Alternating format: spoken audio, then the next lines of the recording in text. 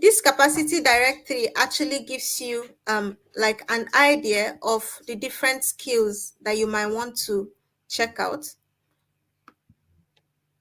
There are as many as possible, so you select which one suits you. Okay, so I don't know if anyone has been able to sign up and build their profiles yet, but Yep. like I mentioned, it's a very simple tool to use. For now, the report section is broken and you might not be able to use it yet, but yeah. Does anyone have questions, comments? Any comments, any questions?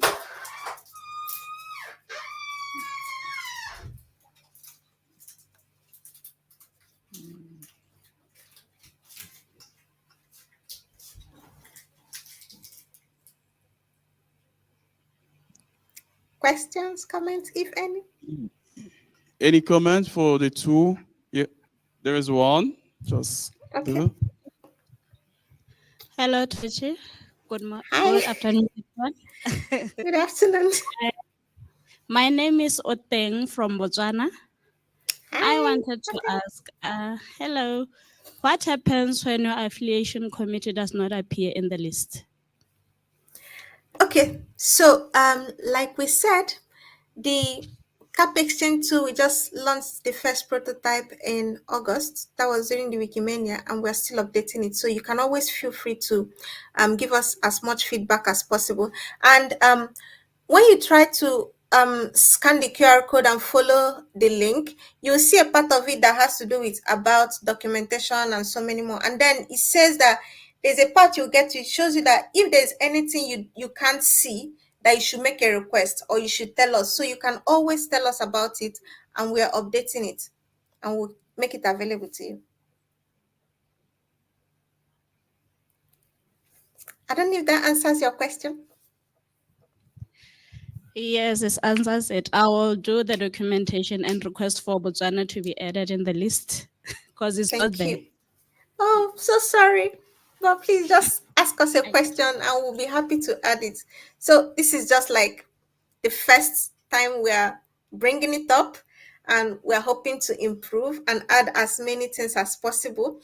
But just as it is capacity exchange, we can't do that without you, like just us alone and our own heads. We also need you to like ask us some questions. We also need you to like make some inputs and let us know the things that you might feel would make it work better for you. We're just not building it for ourselves. Okay. Thank you. Thank you. Another question? Yes, there is another question. Well, thank you, Tochi. Hello, everyone. I'm Harriet from Ghana. Hi. I just wanted to find out if there's a connection between this particular tool and then the work that Let's Connect is doing, because we realize that they also try to provide some form of capacity building for communities. And so, in terms of the wanted capacities, I believe they could get some form of idea as to what communities are looking for, and then they could train people. So I believe if there's nothing like that, it would be great to have that form of connection there. Yeah, thank you. Yeah, thank you for that. I think this was one of the first questions we got during the Berlin summit. So we are actually sister initiatives, and when you go to the directory, the part that has to do with capacity directories, when you check the tool, that directory was actually provided by the Let's Connect team. So CAPES is intended to be a technical connection, like technical solution to Let's Connect. So Let's Connect actually gets the capacities that are lacking, and then CAPEX, being the technical solution, provides that solution technically to be able to solve that problem and bridge that gap. So it's a sister initiative. Thank you. You're welcome. That, okay. We still have a little time. So, Okay. yes, there is a question here. A question. Yeah. English. And thank you. I just want to ask that how do you deal with the community where they don't have an internet connection? to make sure that you promote or you share or you build your capacity in your country. So how do you deal with that? You provide the devices. What do you do? Because some of them they've got a lack of infrastructure in some sort of. So how do you deal with that? How do you encourage yourself and promote digital transformation to those communities? Because some of them, they can just say, we are not going to be interested because we don't have this and we don't have this. So that's my only question. Thanks. Okay, thank you. So, this is where the community is actually coming, and this is where we have programs like Let's Connect, supporting this connection, and also Capacity Exchange, providing the platform. So, without we know that we cannot reach every community for now because of some challenges, but then the communities and Let's Connect work together to make sure that they support this connection and we don't kind of leave anyone behind. For now, we're still upcoming and trying to know the best ways to work around it, and we are still open to your suggestions and your questions and your comments, and in any way you can help through the ask a question button that we have on the platform. But this is for now all we've been trying to do to see how we can bridge that gap, and it's from the Let's Connect team. And also we also need to build a collaboration with you people and every other person in the movement to be able to build better features. So for now, we just had the first launch in August, which is like how many months ago? 2 or so. So we're still trying to like make things better. And if there are ways you feel this can be bridged better, we're open to your suggestions. But that was a very good question you asked. Thank you. Thank you so much. Thank you so much, Tochi. I think we are at the end. Thank you for sharing with us the tool. We are still learning, and it's a good tool that we can use to exchange, as Tochi told us. What we are looking, maybe it is somewhere in the community. So the tool is there to help us. Thank you again for this. I think we can clap for our presenter. Thanks, Thank you. Tochi. Thank you Thank for you. Thank you listening. so much. Thank I hope you. the tool helps you. Bye bye. All right. Great. Now is the time for the next session. And our presenter is there, which is coming. So, Ruby, she will be telling us about Wiki women. Tochi, I'm sorry, Ruby, we invite you. Yeah, just put your computer. Welcome. Welcome. Oh, we need to put. Okay.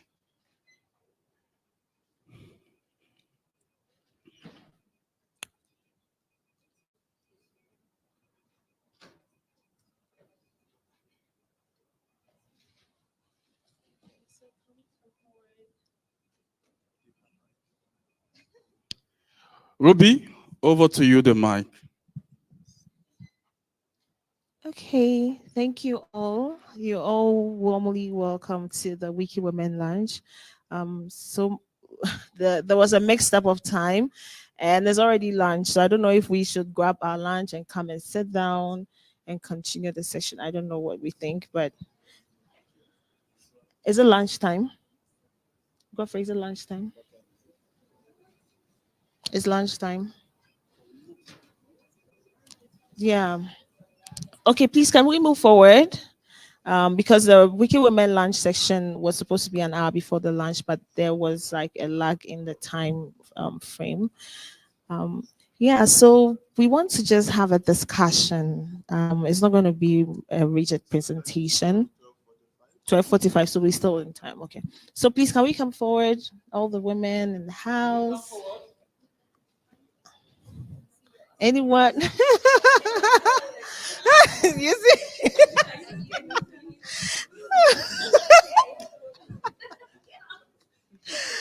Yeah. Yeah. Um, oh, okay. So it's more. Ah,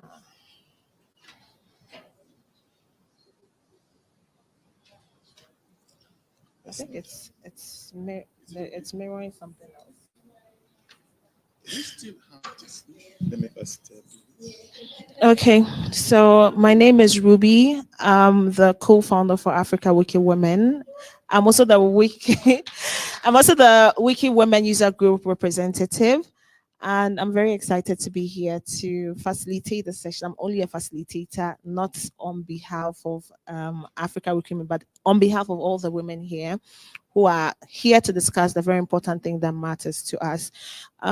Yeah, so like we've heard in some of the discussion, the women gap is a very important topic. It's a very important issue that we are trying to find innovative ways to try to bridge that gap. But we can only do that when we all come together, when we have a collective voice to address these issues. So that this is one of the reasons why we're approaching it this way, by having the Wiki Women's Lunch as part of Wikindaba. It might not be the best because we don't see some of our women here, but we can discuss how we want to approach this in future campaigns. So without much ado, I don't know if any of us here have heard about the Wiki Women Collective.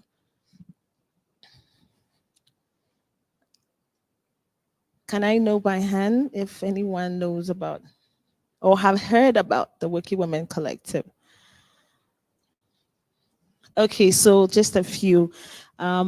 So I don't want it to be more of a presentation. I want it to be more of a discussion.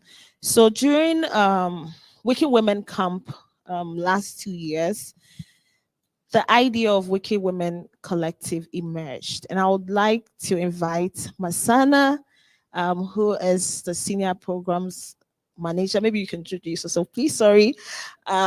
She's the manager at the foundation, also working with the gender team, and she's been working collaboratively with the global community, and she has like that broader understanding of what is happening. So she's going to introduce us to what is happening with Wiki Women Collective, what exactly it is, and how we African can also position ourselves in this discussions, because it's very important that we are also included in the conversation. Thank you, Masana. I lost the earring on my way up. No, it's here. Just, yeah, fell out. Thanks for having me here, Ruby. I'm Masana. I'm the senior manager for the campaigns team at the Wikimedia Foundation. Whose knowledge? Oh, y'all are so sweet. Thank you, everybody.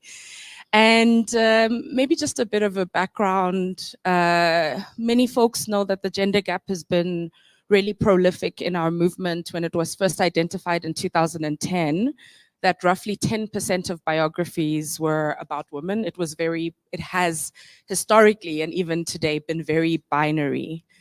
And over the past, I would say 10 to 14 years, there've been amazing groups that have emerged in the movement that have been doing really meaningful work to make our movement safer for people of all genders from around the world. I mean, many of you are doing this work. We know some of the teams like Whose Knowledge, Art and Feminism, Africa Wiki Women. I need to give a shout out to the Kenya User Group, which is women founded and has some of the highest levels of gender parity on Wikipedia. This work has largely been done with very little foundation support. And last year, we recognized, I think there was a unique opportunity, which is why I hope you all voted for the board. We were invited as the foundation to be more intentional about creating programmatic interventions to support this work of gender organizing in the movement. Some things that we also see is across all of the different functions in our movement, people who identify as women are mostly organizers. And this is a lot of unpaid care work, the people who invite people in and make it safe, who convene, who make it fun. are really overrepresented as organizers. And that's a wonderful thing, because some of the consequences of that have been, for the last 2 years, most newcomers to our movement identify as women and young people. And so we wanted to be really intentional about creating a space for people to give us a set of priorities to help shape the strategy and the investments of the foundation in the gender gap space. And we recognize that the movement is broad and diverse, and the best way to do that was to break bread together. So to come together at Wiki Women Camp, where, as Ruby has shared, the Wiki Women Collective was born. And in that space, all of the participants decided that there isn't enough consensus in the room to say this is the gender strategy for the whole movement. How do we take the work and the priorities and the pain points? I really recognize the pain points of harassment, article deletion, sometimes really violent experiences, and build solidarity together to move as a collective in the Wiki Women work. And so we last year spent a lot of time trying to build up spaces for people to give us feedback, to work with us, to build the future of the strategy for the work to close the gender gap. This has resulted in, I think, maybe 2 events that are worth noting here. The one is the Wiki Women Summit, which is at Wikimania every year, an annual convening space to break bread, to have hard conversations together. And the Wiki Women Camp was designed to be every 2 years. So Wikimania, Wiki Women Camp, Wikimania, Wiki Women Camp. But then it's also very important to note that regions are different, that the needs of communities are different, that some folks are maybe overrepresented or have more power and privilege to speak to the foundation. And what would it look like for us to develop a regional strategy? And that's where the task force was born, which is a committee. And the committee will be made up of a group of nominated people, non-male, so people who identify as women and non-binary, to come together to collect and develop a global strategy that can filter into regional and local levels. And Ruby and the team working on Wiki Women, Pela, Bukola, a few others, I can't see, I lost my glass, I didn't lose them, they're in my room. But if you're here and I didn't mention you, you are one of them. Really, I think, cemented that idea for us by saying we're here and we want to do something for Africa. And we recognize the needs that we have and we want to build from that. And so I have to mention, Bridget, can you stand up? Bridget has joined the foundation actually as our first ever in the history of our 20-year existence gender lead, who has technical and feminist practice for building movements to work on gender mainstreaming in the ways that we know we need. I recognize that the process for many of our partners have felt like, oh, you know, the foundation has chosen maybe a group of people and these are the people. And we want to say that these are, yes, they are the people, but we need you and we want your voices. You can tell us the hard things. And if you don't tell us the hard things, it's hard for us to then motivate for the changes that we need to see. So what Ruby will be leading today is really a session for an Africa-wide consensus on what the needs and the priorities for our community should be in facilitating safe and inclusive spaces for women, non-binary or non-gender conforming people in our movement. I think it's important for me as someone who is a radical feminist, but also in the foundation, had to also maybe just name for everybody that we really need to be intersectional in this work. And, you know, I think that as we build something together, as you are guiding us and what matters to you, what support, what tools, what capacity building, what care that you need, that you always think beyond just the binaries. And honestly, if you've been able to facilitate 100% increase, because now the gender gap is at 23%, it was at 10. You facilitated 100% increase in representation without any like meaningful structural support from the foundation. Imagine what we can do with that meaningful structural support in place. You're already seeing newcomers come in. You're already like taking ownership and be bold. You know, challenge power, challenge us to do better, give us the feedback, and let's see what we can do. Let's be expansive in imagining a future of the movement that looks like us and is for us as well. So thank you. If you have complaints, email Bridget. But thank you for having us, and thank you, Ruby and team, for bringing the space to reality. You're amazing. Thank you so much, Masana, for giving us a brief understanding of what is happening in the movement. And like I was saying, it's very important that we get involved. I think a couple of months ago, the nominations were open for the Wiki Women Task Force. This is the first of its kind. I know there will be definitely mistakes or some things, like we're going to go through that learning curve, but we are going to build something together. Without much ado, I want us to have a discussion, because this is like, we want to have an open discussion as to what we think is best for us. What are our unique challenges? How can we tap into this Wiki Women Collective Task Force? How do we even envision it as Africans? How can we be involved? So the floor is open, or you can put your points on the paper if you don't want anyone to see it. But I want people to talk. I'm not here to talk to be saying things, but this platform is created for us to engage ourselves. I know a lot of you have a lot to say. Sunshine, I know she has a lot to say. I know. So what are your thoughts, and how do you think we can position ourselves with the Wiki Women Task Force Collective? Because there's going to be a body that is going to represent the global, women movement. Okay, what are some of the ideas that you think this task force can tap into that will help you, who is working on the grassroots? Listen. Okay. My name is Abdurrashid Yusuf. I'm from the Dagbani Wikimedians user group. It is a very good initiative to me, and I would say that we have to contact all the user groups.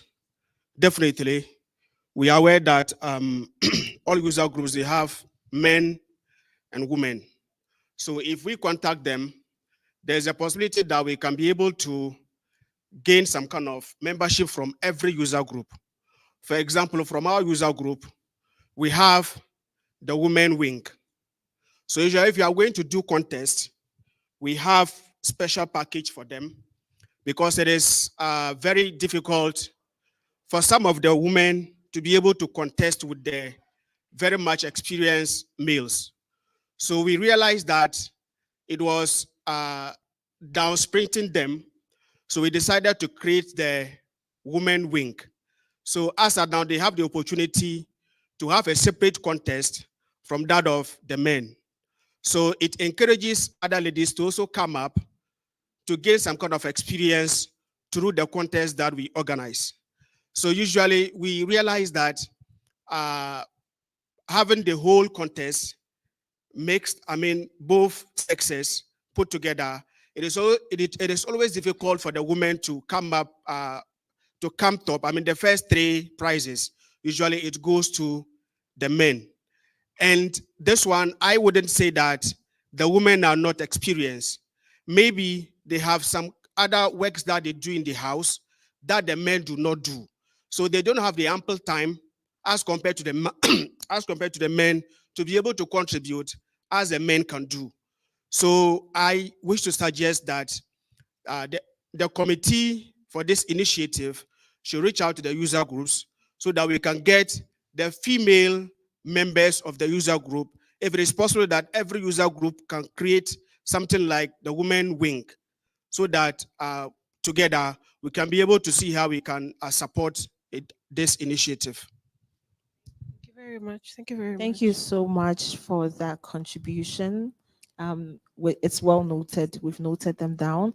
Okay, Carol. Um, my name is Carol. Thank you for this opportunity. I am from the user group Kenya. And out of experience, I think it's extremely, really hard for us women to try and navigate, especially if you are leading communities. It's quite difficult. And I think, Ruby, one of the things that we need to do is to find a space where we are going to empower these women in terms of giving them the skills that we need to for them on how to navigate. If a user group, like the way he has suggested, decides to start a small group for women, where do they start? Who tells them on where to start and what to do, how to apply for funds, how to join campaigns, who will train them on She Said campaign, who will train them on Wikidata, who is going to be listening to their and fitting into their schedule, the women's schedule and all that. Yeah, I think we need more support in terms of like everywhere, in terms of leading, in terms of applying for grants, in terms of even reporting. Yeah, those kind of support. Thank you. Yeah, thank you for raising that important point as well. Who else have? I know Sunshine wants to say. I knew it. Please, can you hand over? Ruby, this is peer pressure. It really is. We don't have. It's a feminine pressure. Hi, everybody. My name is Sunshine. I come from Uganda, but I coordinate global feminist campaign at Whose Knowledge called Visible Wiki Women. And so this is a shameless plug. So Visible Wiki Women is a campaign on commons, and it allows, or it's a campaign about bringing images of mostly Black and brown and queer women from the majority of the world, including Africa, to commons, but also to really interrogate why those visibility gaps in terms of images exist. When we talk about images on commons, we are just thinking about the numbers. Maybe about 25% of all images that represent women are 25% of all images on commons represent women. So the other 75% is images that represent men. And also the further you go from the center of power. So if you're a woman and you're not white, if you're a woman and you're not cisgendered, if you're a woman and you're not straight or heterosexual, then the numbers just keep getting smaller and the visibility gaps are really incredibly scary almost. And so what I guess my shameless plug is an invitation for us to also participate in doing the image work as much as the editing work and the data work. The structured data on some of these images is really non-existent, and to really continue to collaborate along that space as well. We had an editathon just the day before Wikindaba started with queer folks. And there was such a joy about having the conversations around what does it mean to exist as a queer person on Wikipedia, on the African continent, but also there's such a daunting fear about all these things about Wikipedia that people do not understand. And we had really an amazing interaction between people who know Wikipedia and people who don't, and an attempt to add articles. But we know that because of notability and verification and the ways in which women and queer folks are not or are documented or not documented on the continent, makes it really hard to have those kinds of articles. And so images are a great place to start because we have certain liberties, but also talking about images, we also have to always remember about safety and security and identifications of people and people's pronouns and where they are situated in the world, and how that, so to not create harm in an attempt to create knowledge. And so we have been having conversations about what does it mean to apply for speedy deletions, right? If someone says, I don't want my image on commons, what do we do in those? So it's really thinking about how our movement as Wiki women, especially on this continent, looks like all the women without harming some of the women. So yeah, those are my thoughts, and I'm just excited to participate in whatever way, shape, or form, and also take pictures for Visible Wiki Women. Wow, thank you so much. How can our wiki platforms look like all the women and not just some of the women? That's a very powerful quote. I need to add it to Shikut. Okay, please, let's hear from you. Um, Everyone is going to speak, so please start preparing for. Okay, thank you. Thank you for this opportunity. I'm Spetangani Njingobe from Zimbabwe, short Speta. I'm hard of hearing. I've got a hearing impairment. So some of these things, I'm missing them as you are saying them out. And I'm so excited to have this opportunity to be among the bold women here who are taking the step in Wiki. I'm also a novice in Wikimedia.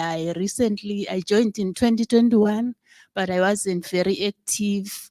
But courtesy of one strong woman, Scelesile Ndlovu, she has made a bold step of encouraging us, and I'm here today. And I was like thinking of some of my friends, women friends, who are still reluctant to join Wiki. And now that there is this movement for women, I believe it is going to go a long way in including them. And one of them is also someone who is very hard of hearing. She's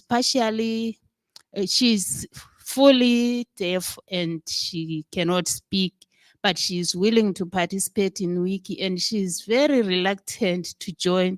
So I'm hoping that the rest of us here as women, we are going to come out with a way of how we can include them, because she's a researcher and she's a librarian, and I'm looking forward to having her in the future amongst the Wiki women. Thank you.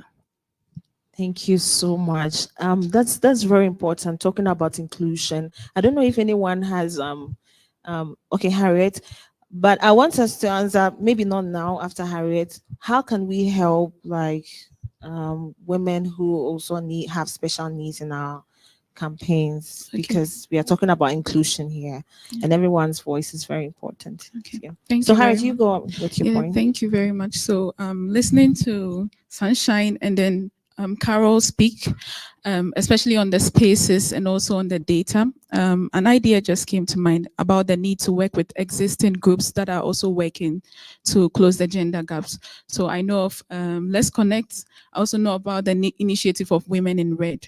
So we fall on such initiatives to that's the task force follows that initiatives to help in this gender. So it talks about the programs and also the people that already existed in working to ensure that this gap is closed. And in terms of people like helping people with disabilities or whatever the case is, I'm sorry. I know about the initiative by Arts and Feminism, where even in their presentations, they do speak about the slide, the background. So for someone who is visually impaired, their description of the background of the slide helps them understand what is going on. So by way of including them by describing the slides, you are bringing them in as well. And I think it's also about reaching out to such people. How best can we support you?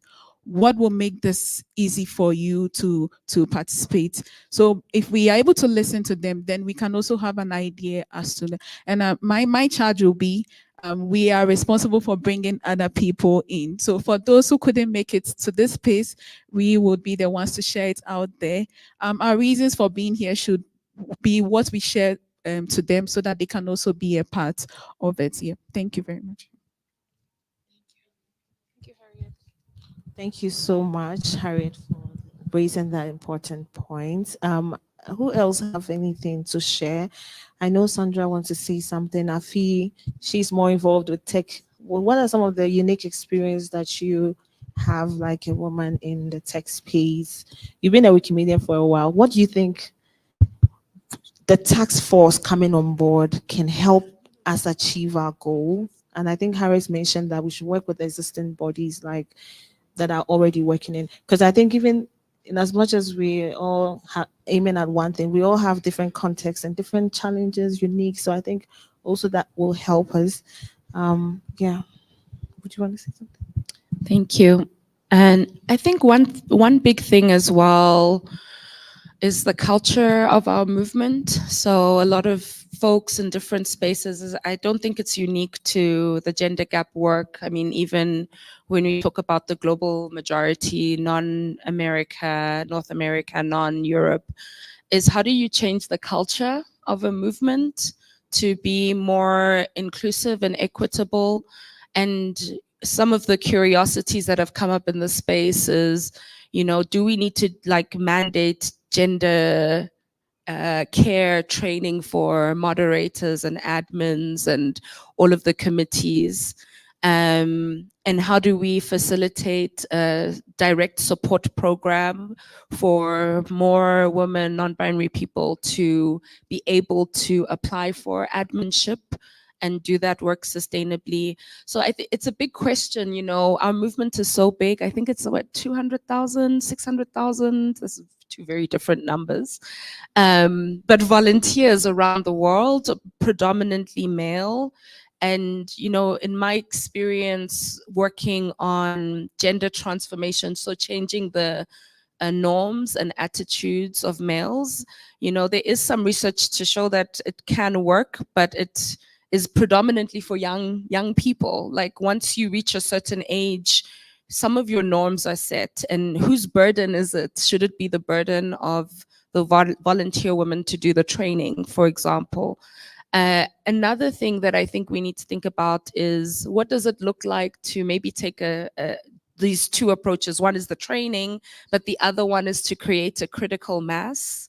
So I think this is to your point, like being invited into the movement and having a safe landing space to increase our numbers and our representation. So, you know, we're also interested in understanding what do you need to make the invitation, and if either of those two options feel more meaningful or viable for you. Yeah. How do we make women feel like have that safe landing space? And one of the reasons or one of the things that moved me to join the women is when I saw some Wikipedia for women and girls, and I was like, oh, this is a safe place. So I think it's very important for us to do that. Okay, Mariana. Hello, everyone. Greetings from Latin America. Hi. Regarding this issue about how to create safe spaces for people self-identified women and non-binary, I can bring our regional experience, mostly informal experience in Latin America, with creating safe spaces. We have a semi-confidential group on Telegram called Wiki Feminista. And it's a space that doesn't belong to any group or any chapter specifically. It's a network of solidarity among women and non-binary people. And the good thing is, it's a group where you can find support when you are facing a potential deletion, or there is a discussion about, for instance, editors wanting to include trans people dead names in their biographies. So we exchange arguments and how we can fight those in those discussions. And it's very transnational, very intersectional.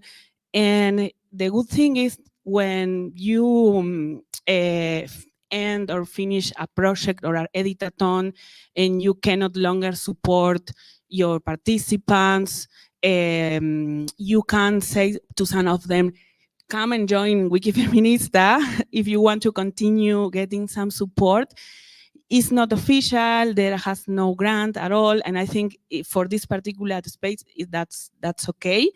But it's a kind of long-term, safe feminist space in which we also discuss some feminist issues or when something important. I remember, for instance, when Argentina passed the abortion law, there was a lot of international support and solidarity there, and that was amazing.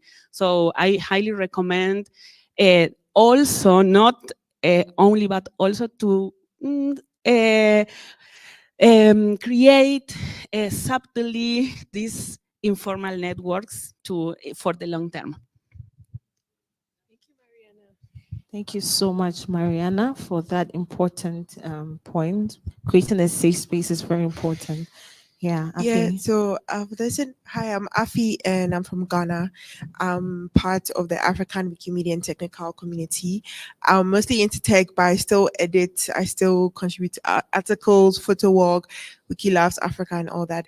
Listening to the conversation, right? The goal of this initiative is to bridge the gender gap across all Wikimedia projects. I don't know when last anyone here went for, let's say, like an in-person meetup in your local communities, but back home I know that it's few women. If, let's say, we have a total head count of like 20, right, the majority is going to be, I don't think I've ever counted about 5 women at an event, and it's really appalling. It's a bit crazy, but you see this a lot. So we often laugh or make jokes with other men to bring their wives or girlfriends so that we could have like more, like an increased number of women represented. But this topic is really crucial. One thing that Mariana said was including open spaces. I think adding the initiative of open spaces, which will be run, I don't know whether probably monthly, quarterly or something, for women across, because this is a global initiative to come and voice their concerns, which will be taken into consideration, and then you guys can act. Like, we could all collectively act on it. And the fact that it's global means that we'll have different problems, right? But they may have the same underlining like foundation. So because don't forget that we have different cultures across the world. So I think these are things that we could consider. And I had a talk in the hackathon session on yesterday. Was it yesterday?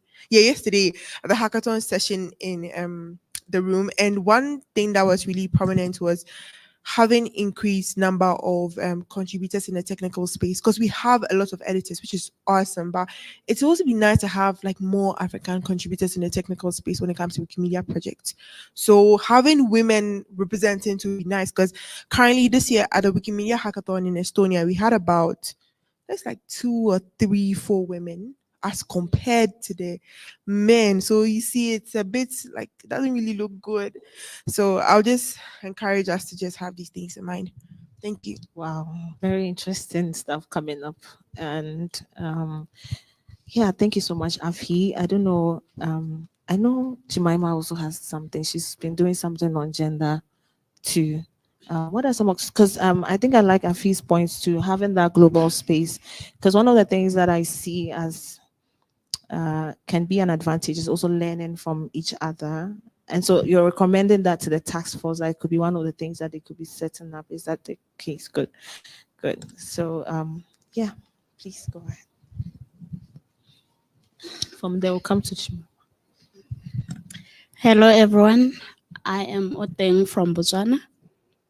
Many a times I'm someone who likes writing about women content, adding women content, women from Botswana in Wikipedia. but many a times I'm stopped by the fact that there are no notable sources. I'm failing to prove their notability because there are no references out there about them. It's not like there are no women who are doing so much great work in Botswana, but the fact remains that a little is written about women in in our country. So I was wondering what the movement can do to sensitize the media world, the writers, the authors, to capture the works about women. Thank you. This is the biggest hurdle that we've been fighting for ages. So I think now we need to rather focus on the media because they are preventing us from doing our work. Because our articles are not going through because of that. I don't know if I think Sandra has a lot of experience when it comes to that, the internet stuff. Maybe she can add that to the points. Then we'll come to Jemima.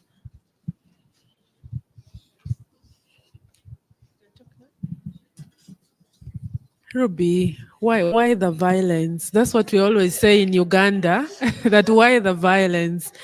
Anyways, so I think what we have been trying to do as Uganda, this year was one of the time that we organized Heart and Feminism, and what we did was to collect stories on stories, images, and also videos of women who are trying to counter gender backlash online. And so what we did was trying to call for stories, and there were a number of stories that were submitted. I'm shy because my boss is just behind there, Geoffrey. So what we did was, first of all, collect the stories, and also what we're now trying to do, it has taken some time, is to have judges. Actually, one of the judges that's going to be able to review the stories is Sunshine. She's just right there. Who is also based in Uganda. And we're kind of jealous. We want it to be more of women who are going to judge the stories written by women, which is also a very important element when we're trying to advocate for more women to be able to contribute on Wikipedia and also contribute content about women and non-binary groups. So one of the aspects that we're also trying to emphasize is ensure that there's these women who have been able to contribute information in various ways in terms of stories, videos, and other ways, is to ensure that we have media in the event, so that not just the winners are recognized, but also ensure that women's effort who have been able to take time to do that video to counter the backlash or the narratives or the abuse that women face on Wikipedia are also being recognized. So I think collaboration is key, but also recognizing the efforts that women put in being able to contribute on Wikipedia is very key. Because we already women, we face a lot of stereotypes, but also the biases that we face, but also the gender roles that we have at home that also deter us from being able to, first of all, contribute on Wikipedia, but also just being a girl child and a boy child, you find that oftentimes when we're even conducting these trainings or capacity building trainings in the community, you find that very few participation is by the women, and the majority are the men. And so that is what we're trying to do as Uganda, recognize efforts, do a number of capacity building trainings, but also see how to collaborate with journalists who are able to cover stories that are being done by feminists and also artists, so that when we're trying to maybe contribute content about them, there's something we can start on by having mainstream media written about them. Thank you. Oh, interesting. And one of the things that also caught my attention was the fact that we should also recognize women's contribution, not just the top three, because if you, like Afi was saying, in her community there are more men. So if you are always giving awards to top three, you're actually saying that those who are below, who are women, who cannot contribute as much as those highly motivated male editors, they're not going to be winning any awards. And that's one of the things that I always advocate for, that that top three thing doesn't work and encourage women. Jemima, and would you want to say something? Okay. Okay, yeah, let's just conclude on that.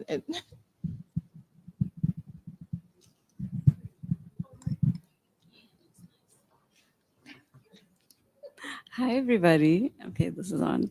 Um, I'm really inspired. I'm really inspired and enjoy lots of the conversation and the points that are coming up. And I think well, there's 2 points for me that I think would be really nice to hear other people's thoughts on. The one is that organizing around gender lines isn't always feminist organizing. So we will all have different understandings and ideas about abortion rights and about trans people and all like queer people in general.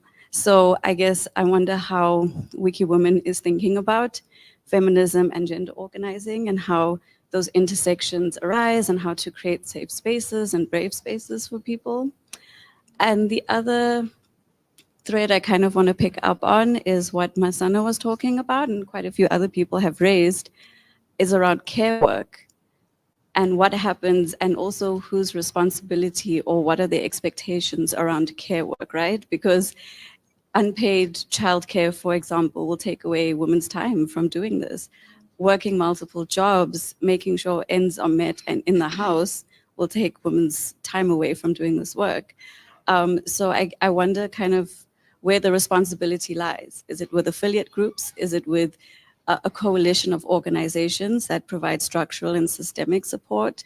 Is it around the actual interpersonal relationships when editathons are happening to make sure that there is like a nursery or childcare available during an editathon, something like that? So yeah.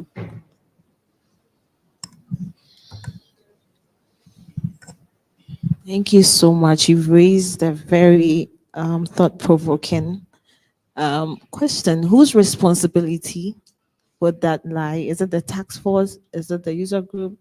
Who is ensuring that women have childcare support, all of these care support? Because we have a big community.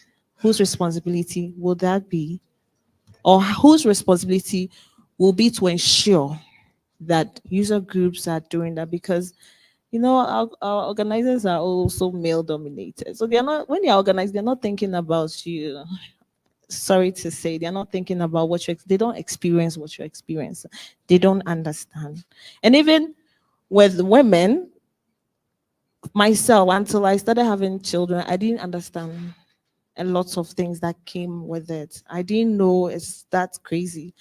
Sorry to say, but it's just how it is. It's so intensive. Okay.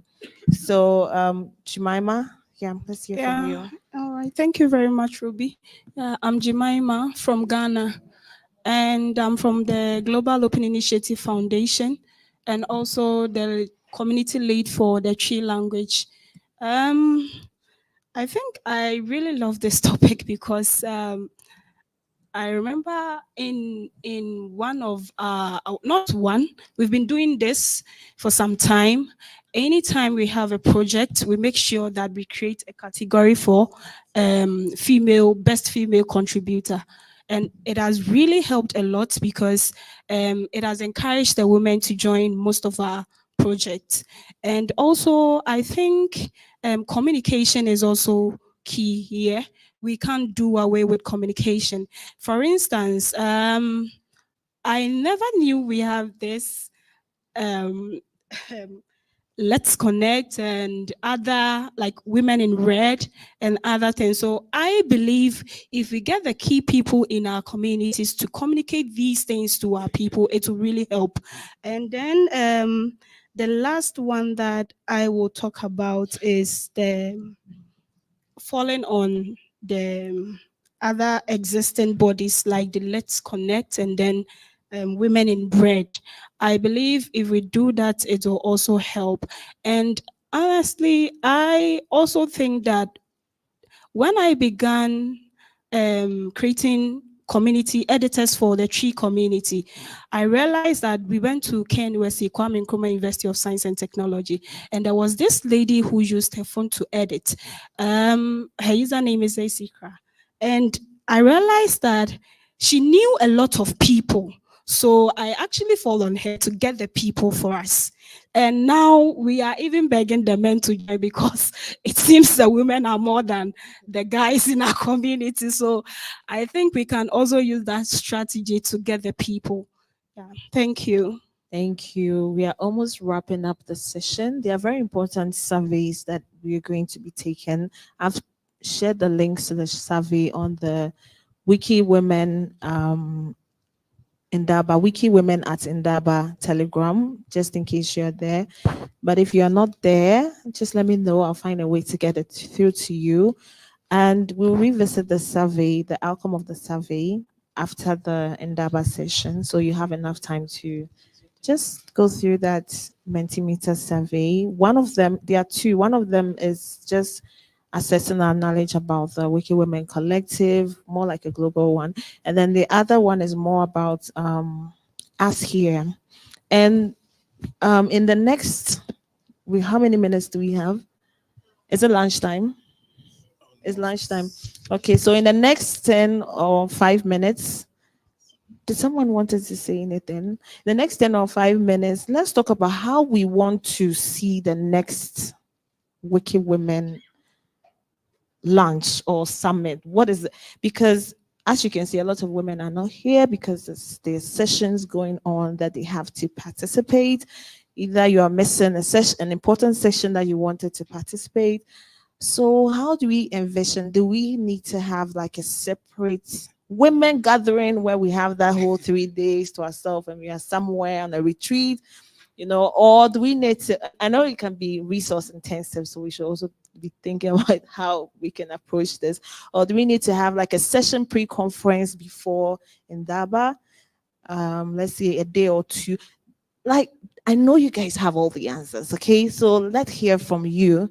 I know, okay, so after you, let's hear from Sunshine, after Afi. And briefly, let's try to be short so that we can go for So, lunch. with the first question you asked about who handles those logistics when it comes to either the organizers or task force or the people or communities, I think mostly in the examples I've seen, it's mostly the organizers who handle those things when it comes to women when we have these events. Or so for me, I'll say organizers or the community, any of them, or they could partner up. With the next question on the whether we should have a pre-conference or a totally different conference, since it's going to be resource intensive, I think we could have like a day, let's say before Indaba, we could have a day event, and then like just for Wiki Women, go through a schedule and all that, and then we could have Indaba. That's my suggestion, so that we don't have to have a completely different event. Okay, that's so great. That's noted. Thank you. Okay, Sunshine. I have an unpopular opinion.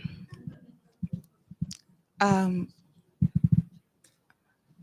think we are going to risk I don't know, people who have worked within like gender and feminist work for a long time, the gender mainstreaming ideas, but also when I was speaking to people during break about whether they are coming to the lunch, many of the women, including Candy from Botswana and Pelagia from Tanzania, were like, oh, we have conflicting, we have conflicting sessions.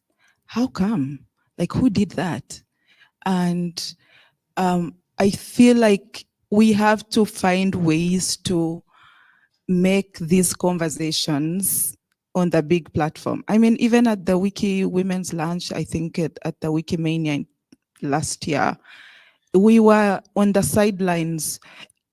I don't like this idea of sidelining women's conversations, because if the organizing can create several plenary sessions to have conversations that are really important as well for, for the keynotes and the governance and funding conversation we had, we really could get plenary conversations about these issues, because what is then happening is a few of us are speaking to just a few of us, and then we still have to go back and elbow our way into finding space to organize. So I really do think that thinking about Wiki Women is not just a Wiki Women's problem. It is a Wiki movement's issue, and the only way we do that is if we also have a big stage and all the lights and all the cameras and all the panel sessions and all the, we don't want to be confined in small rooms and talk to 5 of us while the rest of our friends are in sessions that were, put on. So anyway, the organizer needs to find me outside. But what I'm saying is we have to find a way for this to be at the center of the conversations in the ways all the other plenary sessions are. And the foundation has the power to do that. So you could start there. Thank you.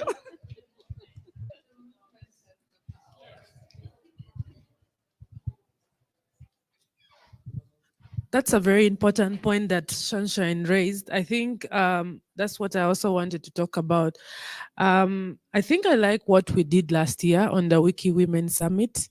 That was in India. It was a separate event, I think, for several days, where we had a capacity building session, but also the strategy session. Now for the strategy session, there were some issues that were raised and way forward, sort of a plan. So if we have an independent event, let's say like the one we did last year for Wiki Women Camp, I think it would give us women a chance to be able to review what are some of the progress we have made in regards to maybe having a gender policy in place, maybe how many admins are now in place, what are some of the gender related metrics that we have developed in place now to be able to measure the progress that has been made in terms of increment of women and non-binary groups in terms of taking up roles, leadership and all that. What I really like and I'm really proud of is the Wikimania 2025 that is coming up. I don't know if anyone had a chance to look at the meta page. You find that most of the committees are being led by women. Proudly saying, I'm part of I'm leading the scholarship committee. And I was able also to reach out to one of the organizers for Wiki Women Camp to be able to ensure that we have a representative of someone going to review application, have a percentage of women who are going to get some scholarship. Again, also we have communication, just that beautiful lady behind there. She's also leading on communication. And now that's what we like. We like that women are taking up on leadership. And the men whom we are working with are also very great. On scholarship, I'm working with Geoffrey. Geoffrey is also my boss at the Wikimedia Community User Group Uganda, but they're able to see how they can also work with the women who are leading or taking up the committees. The programming is being led by Alice. So this is what we want to see. What are we trying to do to see that women are really taking up those spaces, not just taking up spaces, but being able to see some kind of impact in terms of maybe Wikipedia articles going up or leadership and going up. Thank you. Thank you so much. So we are wrapping up. Please take the survey. I'd like Ayla to also say one or two, because she's been doing a lot of women work for the past years. She has reached experience. Maybe she can say one or two things before we bring the session to a close.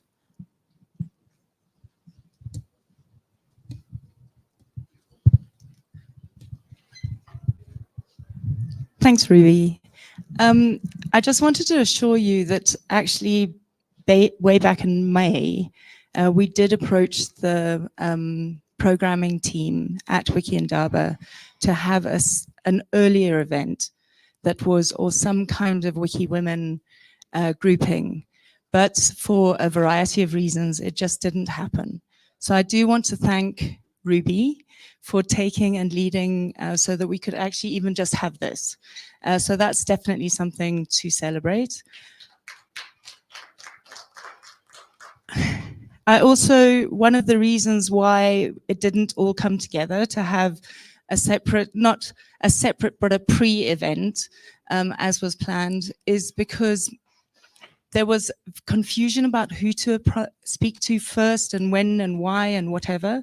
So I think if that could be clarified, it would make hosting events in future like this and better and more both integrated into the program, but also separate, as a point of meeting, could be better kind of facilitated. So if we start from now, to both look at Wikindaba next year, but also Wikimania next year, as you've just discussed. It would be great to do that from the beginning rather than, try and fit into something that's already been partially planned. So thank you very much for also starting that. Yeah, Thank you. you so much, Isla, for that importance. So it's always, I mean, like now that we are starting this conversation, we'll better plan it for next and that, because this looks like we tried to do it last minute. Okay, so please bear with us. And I think one of the things that is also going to inform our next steps is the survey. So if you're not putting in your input in the survey and the outcomes come, it's going to look some way. So share it with every woman that is in Africa doing like gender work. Let's fill this Mentimeter survey. Let's contribute, and then we will share the outcome later on. Yeah, so we want to have a Wiki Women photograph, something. Let's just take a good picture. And I think Masana has something for us, right? Did you bring something for us?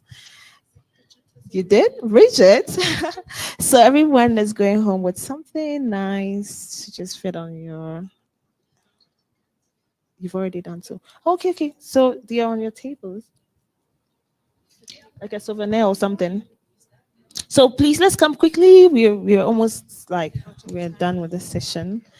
Thank you all so much for the wonderful contributions. Yeah.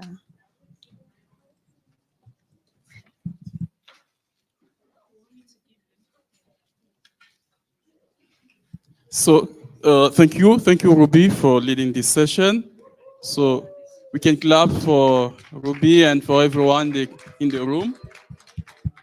Now's the time for pitch. So quickly, we want to go to the lounge. Can you just come?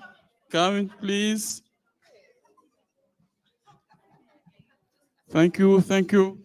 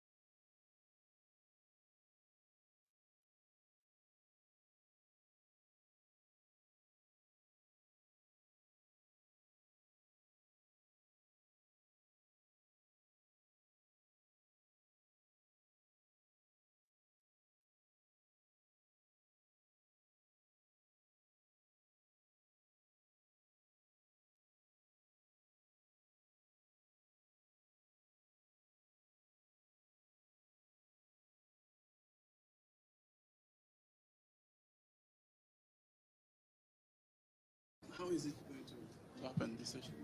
It's a discussion panel? Yeah, it's a panel discussion. It's going to be led by Ayla. Yeah. So what am I going to do just to introduce? Yeah, just introduce the session, then you hand over to Ayla. We'll make it expressive. Yes, we. I thought to her.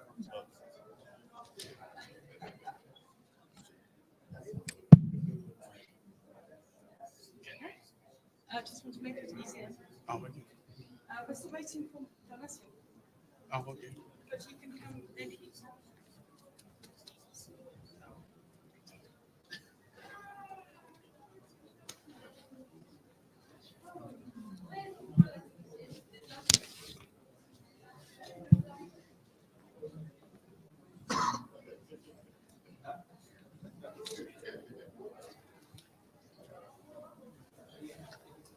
Sit next to Douglas.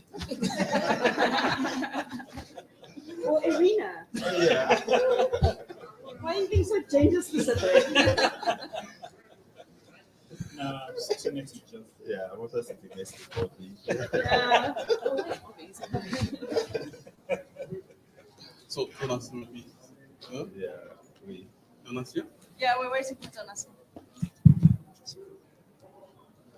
But we can start, I suppose. You can just sprint in, or we can. We've still got 4 minutes, so we're good. Unless my. I think if we're sitting here, then people are more like, oh, they're ready. Really? Ah, running!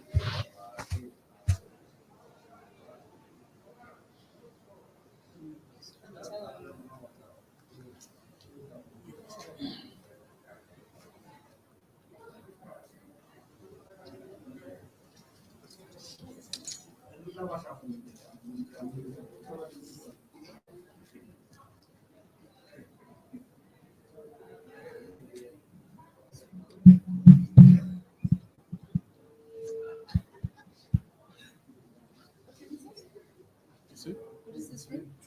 Ubuntu, yeah.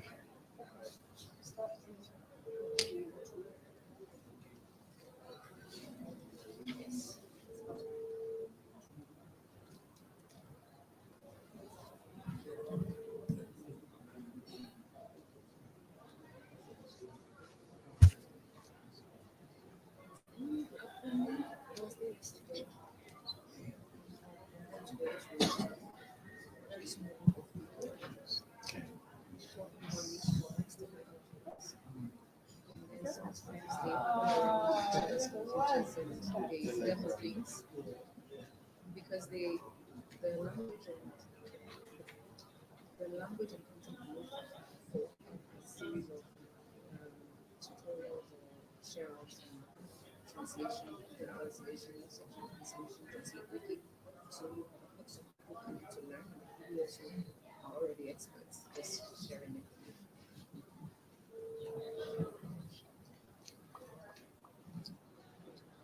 Welcome, Carol.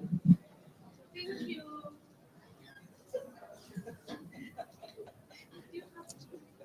Hello, Oteng. Hello. Oh, hi, Oteng. Oh, hi, Oteng.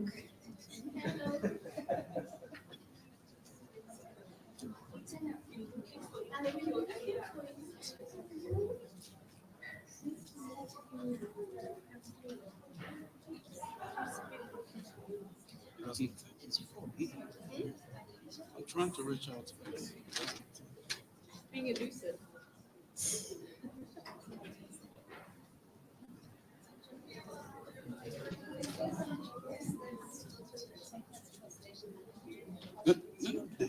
Yeah, his translation is French English is the best. Are you feeling comfortable about it?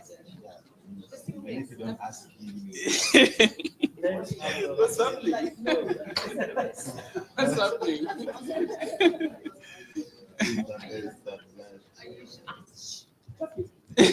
happening? Yeah, I'm just wondering if there's one. So if Donasian is here, Donasian. If Donasian is, and if there's somebody else, this is also because we're talking quite kind of technical stuff. Maybe They don't do it online. I think they will, but it might be easier for the to just have a Okay. summary of what you said. Okay. Because they will definitely do it online.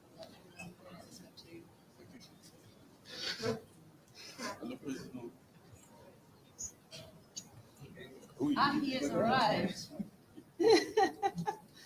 Mr. President. We weren't waiting for you or anything like that. Bienvenue, Président. Bonsoir. Bonsoir. Comment ça va? Ça va bien. It's all. Are we set? So we can start at 25. How? That's the duration? It's an hour. No. And you don't want to be replaced or Okay. make sure you've got a lot of stuff to get. Hi everyone. Are you okay? How was the food like? Did you enjoy it? Okay. Thank you, ladies and gentlemen. We are about to start this great session. As you can see, the theme there, topic, governance models in Africa's Wikimedia movement. So this is a discussion that will be led by Ayla, and we have so amazing people there discussing about it. So I think you're ready to start with us, and I want to hand over the mic to Ayla to lead the session. Over to you. Thank you everyone for being here. This is, even though I'm supposedly leading this is kind of like a mutual creation space for all of us. We are, as I like to call it, we're basically creating this Wikimedia world as we go on, as we're working through it. And we are brave new worlding it. And a lot of the models that have come within the Wikimedia movement, the governance and the organizational models, aren't necessarily relevant for the Wikimedia Africa context. And I thought it would be a great idea to bring together some of the people who are leading these organizations, as well as myself, and just to say that I'm a co-executive director of Wiki in Africa. I don't want to get too much into nitty-gritty of what Wiki in Africa does, but essentially we are a slightly different model to a lot of the other people who are here, because we are, even though we are an organization that's registered in South Africa, our focus is international with a specific focus on Africa. So it doesn't really fall into a more community-based, kind of localized based national or linguistic issue user group. So there are different models for the organizations that we have, and I'd like to go through all the different amazing people that I've known for a long time. And we've helped grow this movement together through the work, the multiple types and tiers of work that we've done. And so I'm just going to ask you guys to tell us what hat you're wearing, because I know we have multiple hats specific to this topic, so that we're clear about who we're talking about and for. And Geoffrey, you're first. Yeah, thank you, Ayla. So yes, I'm from the Wikimedia Community User Group, Uganda, and I do volunteer with the user group as the executive director of the organization. And it's a position which we have been like passing around because it's a volunteer role. So I've been holding it now for like 2 years. Yeah, I'll pass on to Lumi. I thought you were going to call me Bobby or something. It is. Well, I'm Dumisani Ndubane. I describe myself these days as an ex-Wikimedia Foundation employee. Oh. Hey, Winnie. Ex-Wikimedia Foundation employee. I sit on a few advisory boards. One of them is Wikimedia South Africa, which is the hat I'm wearing in this conversation. Hello, everyone. My name is Sandista. I am a co-founder of Wikimedia Ghana user group. I have been a volunteer since 2012. I have also been a Wikimedian of the Year. That was in 2020. And I also work at the Wikimedia Foundation. I've been there since 2021 or 2020, I think. But for the purposes of this conversation, I think I'm wearing the hat of a community member. However, if need be, that I offer certain perspectives as a staff who also looks into the movement, and as a movement person who also looks into the foundation, sitting in the middle there, I can help with that. Thank you, my senior colleague, Sandista. So I started volunteering with Sandista long ago. My name is Sadek Shahadu from Tamale, Ghana, and I am the co-founder of the Dagbani Wikimedians User Group. Beyond that, I've also been volunteering as a steering committee member for the Wikimedia Language Diversity Hub. Yeah, so that's me. Okay, my name is Donatien Kanga. I think it is the only thing I will say in English because with Ayla, I can move in French or French English. Je m'appelle Donatien Kanga, donc je suis wikipédien depuis 2012 et cofondateur de Wikimedia Côte d'Ivoire depuis 2013. Je suis le président, donc I'm a long-term president of this user group depuis 2013. Donc, j'ai la chance de diriger le groupe et j'espère pouvoir partager ce dont j'ai été témoin depuis cette époque au sein de nos user group, mais aussi au sein des communautés africaines. Merci. So, maybe just to... Please, just... Yes, this is Donatien from Côte d'Ivoire. He's the chair, the president of this user group for a long time president. Thank you for, for being with us. So, pour les francophones, nous avons vu les différentes présentations. Nous avons ici des cofondateurs, des dirigeants, des différentes organisations. No, you Donc, speak in English. He's spoken in French. you say? He's already spoken in French. No, just a summary. Oh, right. Oh, no. Okay, yes. For Thank Franco, you. as you, Thank you you. Sorry, asked. I'm like... Voilà, j'étais en train de dire pour le francophone qui sont parmi nous, c'est que nous avons devant nous différents visages des leaders, des cofondateurs, des dirigeants, d'organisations dans les mouvements. Nous avons Ayla qui est de Wiki in Africa. Je crois que ce n'est pas à présenter. Nous avons Geoffrey qui est de l'Ouganda. Voilà, il est aussi directeur. Voilà, Idi, directeur exécutif en Ouganda. Il y a Domisani qui s'est présenté comme ex-employé. Voilà. Mais sinon, il est là dans le cadre, parce qu'il a été président de Wikimedia Afrique du Sud qui nous reçoit aujourd'hui. Nous avons la cofondatrice, wikipédienne de l'année en 2020, cofondatrice de Wikimedia. Voilà, le user group du Ghana. Nous avons devant nous. Ici, c'est Dangbani. Voilà, user group. Voilà, Ghana aussi. Voilà. Voilà. Donc, nous avons toutes ces personnalités qui vont essayer chacun de nous partager leur expérience. Thank you. Wonderful, thank you. Just if you can connect to the interpretation via the Eventier app, that would be great as well, because I know that it's going to be a multi-level conversation. So thank you. Alors, si vous voulez avoir la traduction, vous pouvez vous connecter carrément sur l'application. Comme ça, la traduction sera facile pour chacun d'entre nous. Merci.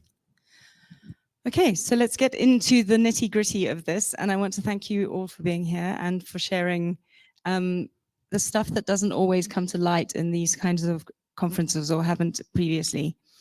So every group has a different path to governance. Please share yours. So what was the motivation? Oh, yes, I do want to ask you if you're in a user group or contemplating user group, please also, we have these questions. There are many questions on, as we're walking through, although there's the six of us representing here, we would also like to know your experiences as well. So please be sure to also add to that as well. So every group has a different path. What was the first motivation that drove you to formalize or a structure, your like community of friends and volunteers into a structure? So I don't know who I should pick. Who wants first?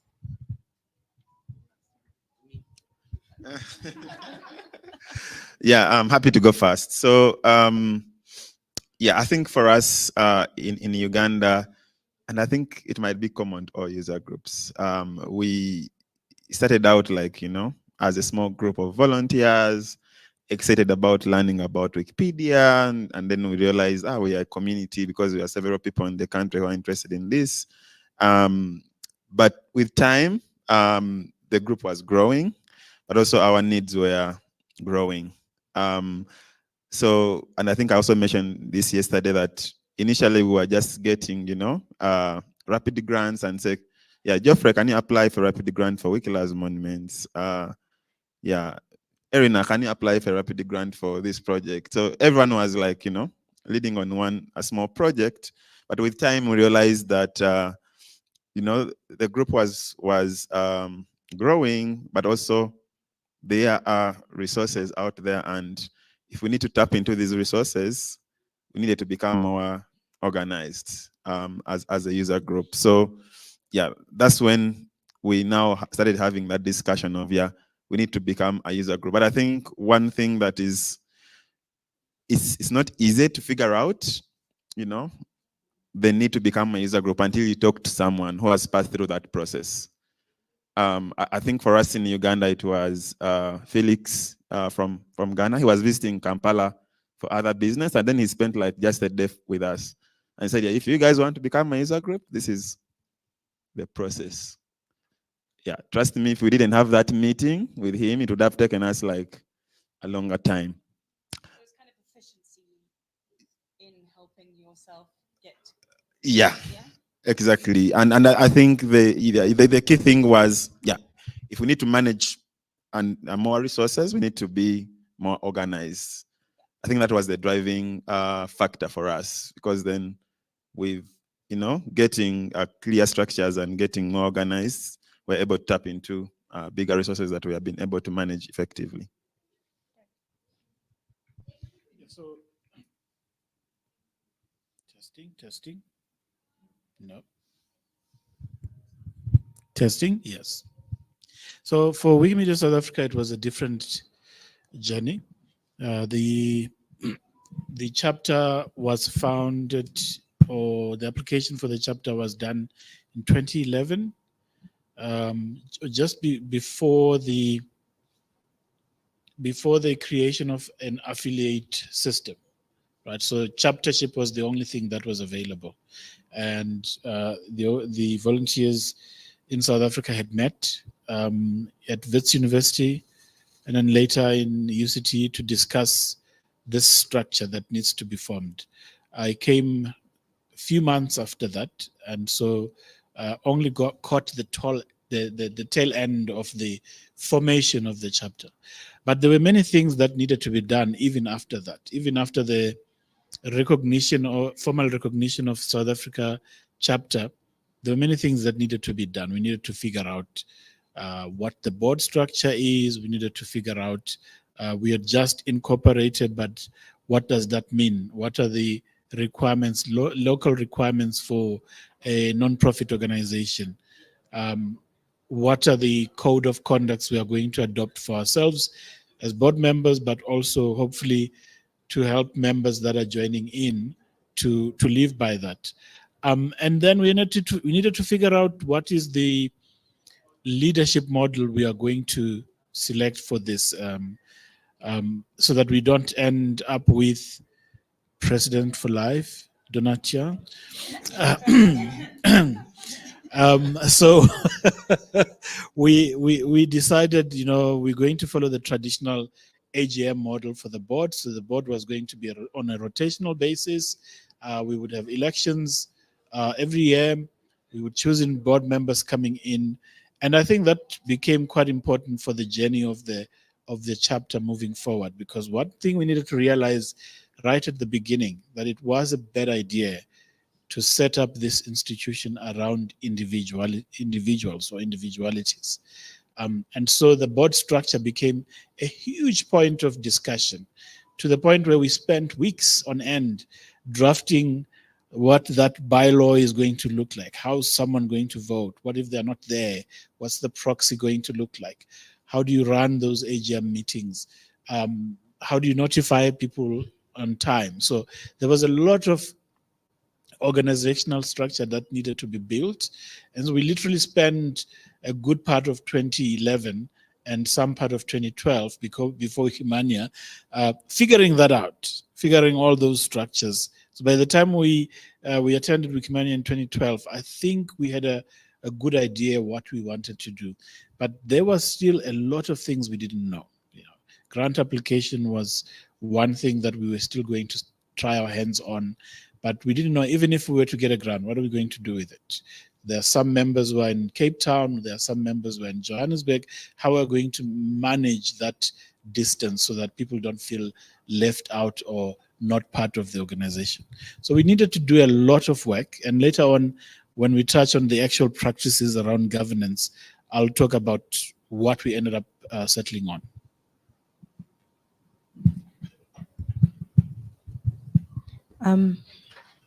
For me, the reason why I decided, or me and the people that co-founded the user group, Wikimedia Ghana user group, we decided to go into that kind of community building. I would say it depends on who you ask, because there was a Rexford in Cancer who invited me to join him create a chapter. And then, of course, we started off with a user group instead because chaptership requirements were higher. So I don't know the reason why he set that agenda, but I sort of fell into the agenda. The moment I arrived to become a Wikipedian, I was also confronted with this thing of, oh, you can edit, but also know that you can also community build around Wikipedia. So yes, I fell into it. But then the reason why I continued in that line or direction is, you know, Dumi said something about he caught the tail end of the chaptership formation. I caught the beginning of the I caught the beginning of the user, the group formation, which would eventually become the user group. All we just wanted was structure and professionalism.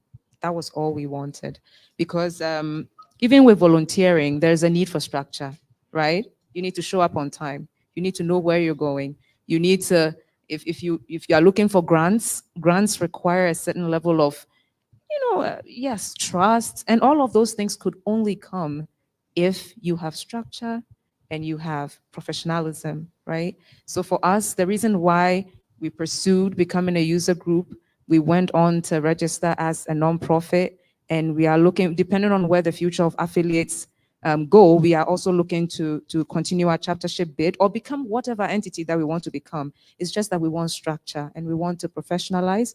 We want to be able to have people, interface with us in a way that we are able to get work done, right? So yes, structure and be professionals and be good at what you do. And we felt that becoming a user group and then becoming a formal group would give that framework for us to do that successfully.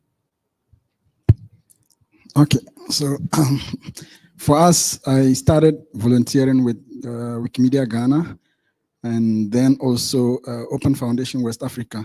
So I had gotten the first-hand information of how Wikimedia community works in terms of how we organize events and activities around Wikipedia editing. And then I moved on to form a group, Global Open Initiative, with my 3 other colleagues. And then from there, we started working on Wikipedia project. We started with Parliament of Ghana data through the annual simple annual grant. And then I realized there was also a Wikipedia project that started in 2015 with a team of volunteers, about 4 to 5 volunteers editing informally like that.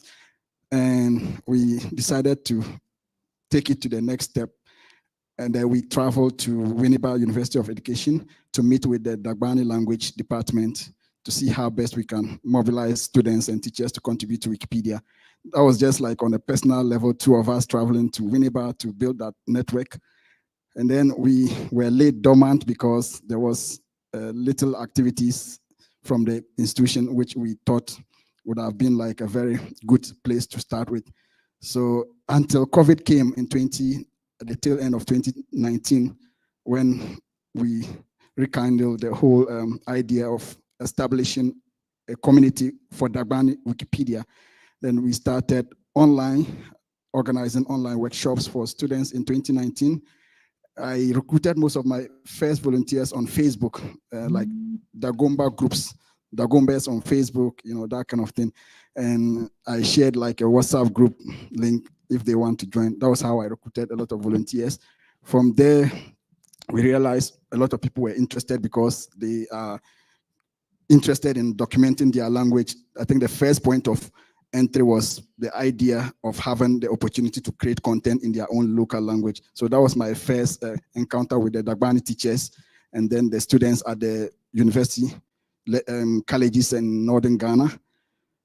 Then we realized that, okay, if we come together, we could have like an affiliate. I had seen other language affiliates in Nigeria. So I thought that we could also like bid for an affiliate. But before that, we needed to formalize, just like they are all sharing. We need to have like a leadership and structure. And then we registered formally before applying for the user group.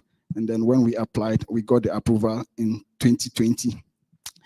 And we had to build a community of volunteers, not just teachers and students, but also making sure that everybody feels welcome. And that's how we started with the user group till now. And I will share a bit more about the user group. We are kind of like slightly different from other language groups because we have a name, Dagbani Wikimedians User Group, but we work to support 16 mutually intelligible languages spoken across Ghana, Benin, and Burkina Faso. So when it comes to governance and structure, I will share more about how we are able to connect these different language groups together to form the Dagbani Wikimedians User Group. Ok. Bon, pourquoi on a créé, pourquoi est-ce qu'on a voulu se structurer? Je pense que il y a deux éléments principaux qui reviennent en fait dans tout ce qui a été dit aussi et qui est un peu notre réalité. Première chose, c'est pas un souci d'efficacité. We create a user group, a formal user group to be efficace. C'est ça, non? Efficace, efficience. Donc, pour vraiment être efficace, parce qu'en fait, vous partez devant une administration, vous dites que vous êtes un groupe de volontaires, on vous demande vous êtes qui? Si vous n'avez pas de structure, il y a la barrière administrative, par exemple, les autorités ne peuvent pas vous donner d'autorisation. Vous voulez avoir une salle dans une école, il faut que vous soyez une organisation pour pouvoir prétendre à cela. Donc, par souci d'efficacité face à des interlocuteurs nationaux, puisque nous sommes dans un contexte où on ne traite pas directement avec les individus, mais avec les organisations. Administration deal with organization, not with person, not for people. Donc, we need to be have a formal structure to deal with administration in our local context. La deuxième chose, c'est lié au mouvement Wiki. Nous, on a commencé Wiki, on s'est rendu compte qu'il y a un mouvement. On s'est rendu compte qu'il y a des affiliés, il y a des user groups. Et à l'époque, c'était l'Afrique du Sud seul qui était le principal, le seul chapitre. Et il n'y avait pas beaucoup de groupes. Je sais qu'il y avait, je crois qu'il y avait les Ghanéens qu'on avait vus, mais il n'y avait pas de groupe. Donc, on s'est dit, pour qu'on soit accepté par le mouvement, il nous faut donc aussi adopter une structure. Et la structure formelle qu'on voyait le plus, c'était les user groups. Donc, pendant qu'on a décidé de structurer au niveau national, on a décidé aussi d'entrer dans le processus des user groups et pour avoir une reconnaissance du mouvement, une reconnaissance officielle au-delà du simple contributeur pour pouvoir participer au mouvement en tant que... Donc, ce sont les deux raisons. Mieux intégrer dans le mouvement et aussi être efficace face aux administrations et aux organisations. Thank you guys so much. From a Wiki in Africa point of view, we started as being embedded in an organization. And then when we left the organization, we took it with us because we had been as a fiscal sponsor. There'd been a fiscal sponsor for a few, and we took some of the projects were organized with fiscal sponsorship. And we just needed to formalize what we were doing in order so that we could plan further and we could think beyond just the, the end of the grant, so that, there needed to be much more longevity. So it's really interesting to see the similar reasons, but also different. So I think that's kind of like what's kind of important in showing here, that it's not always the same, but sometimes we also have to, even though we're a brave new world, we still need to have structures that other people can recognize because you have to be able to recognize it in order to see it as an entity. So you created this and it evolved. Were there consequences that you weren't expecting? So unexpected consequences of, yeah, let's just create an organization, that'll be fun. So like, that you had to then go, oh my God, like we've got to look at this differently. So. Okay. Yeah, I can go first still. I think for us, like one consequence, I think when we got registered as a non-profit organization in Uganda, and actually we became a user group before we became like a formal organization, because yeah, to become a user group is not like a requirement to be a registered organization, but we wanted to become a registered organization. And I think by then what we did was like, yeah, let's just find people, from the board, and then we register this organization. So like the immediate need was just to register the organization. But then with time, we realized that, yeah, the needs are different from when we got incorporated. Like the community has grown bigger. We need to make sure we are more accountable to the community. We need to make sure everyone is involved in the governance. How is the board formulated? Is it a board for life, or it should be, a democratic board? So I think these are things that, yeah, initially we just quickly did without like really considering like, yeah, what do you want to do like in 10 years? So we just said like, they just looked at the immediate need, like, yeah, we want an organization, let us form it. But then with time, we realized, no, we need to go back and change our constitution so that it is more kind of reflective of the community. There's more accountability, there's more transparency. So I think, yeah, that was a consequence of like, doing it very quickly. But then I think what that means is that, yeah, it has to evolve. Yes, you might have formed an organization for the user group 5 years ago, but yeah, when you look at the constitution, does it still reflect what the needs of the community are?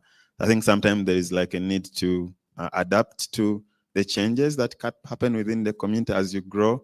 Also make sure that you make some changes. And I think the other things are like policies which you have to put in place to govern the organization.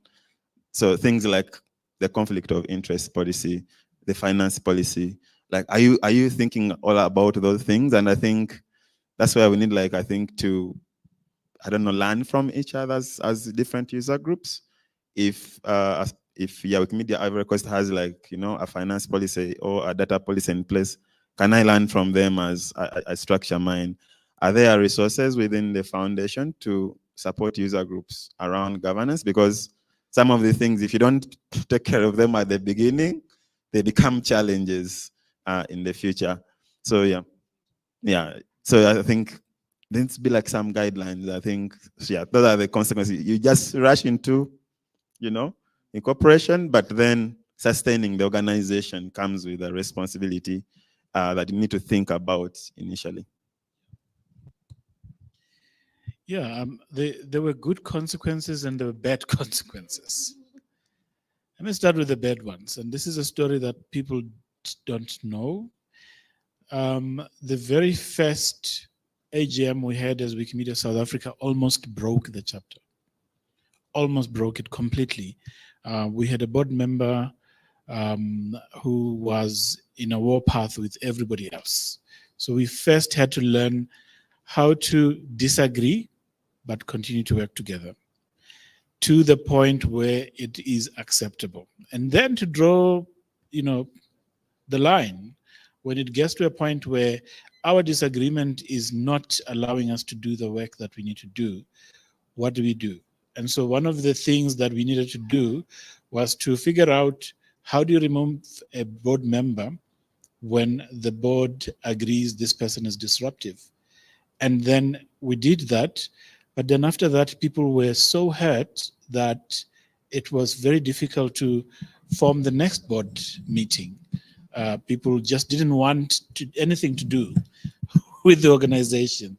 Like that process, that voting process, the way it went, there was a huge attempt to make it to be fair, to notice people in advance, to let them know this item in the agenda, to let the person who was going to be voted out know this was going to happen, for them to present or prepare for their own case on why they shouldn't be removed in the board, and then for a process that would follow that.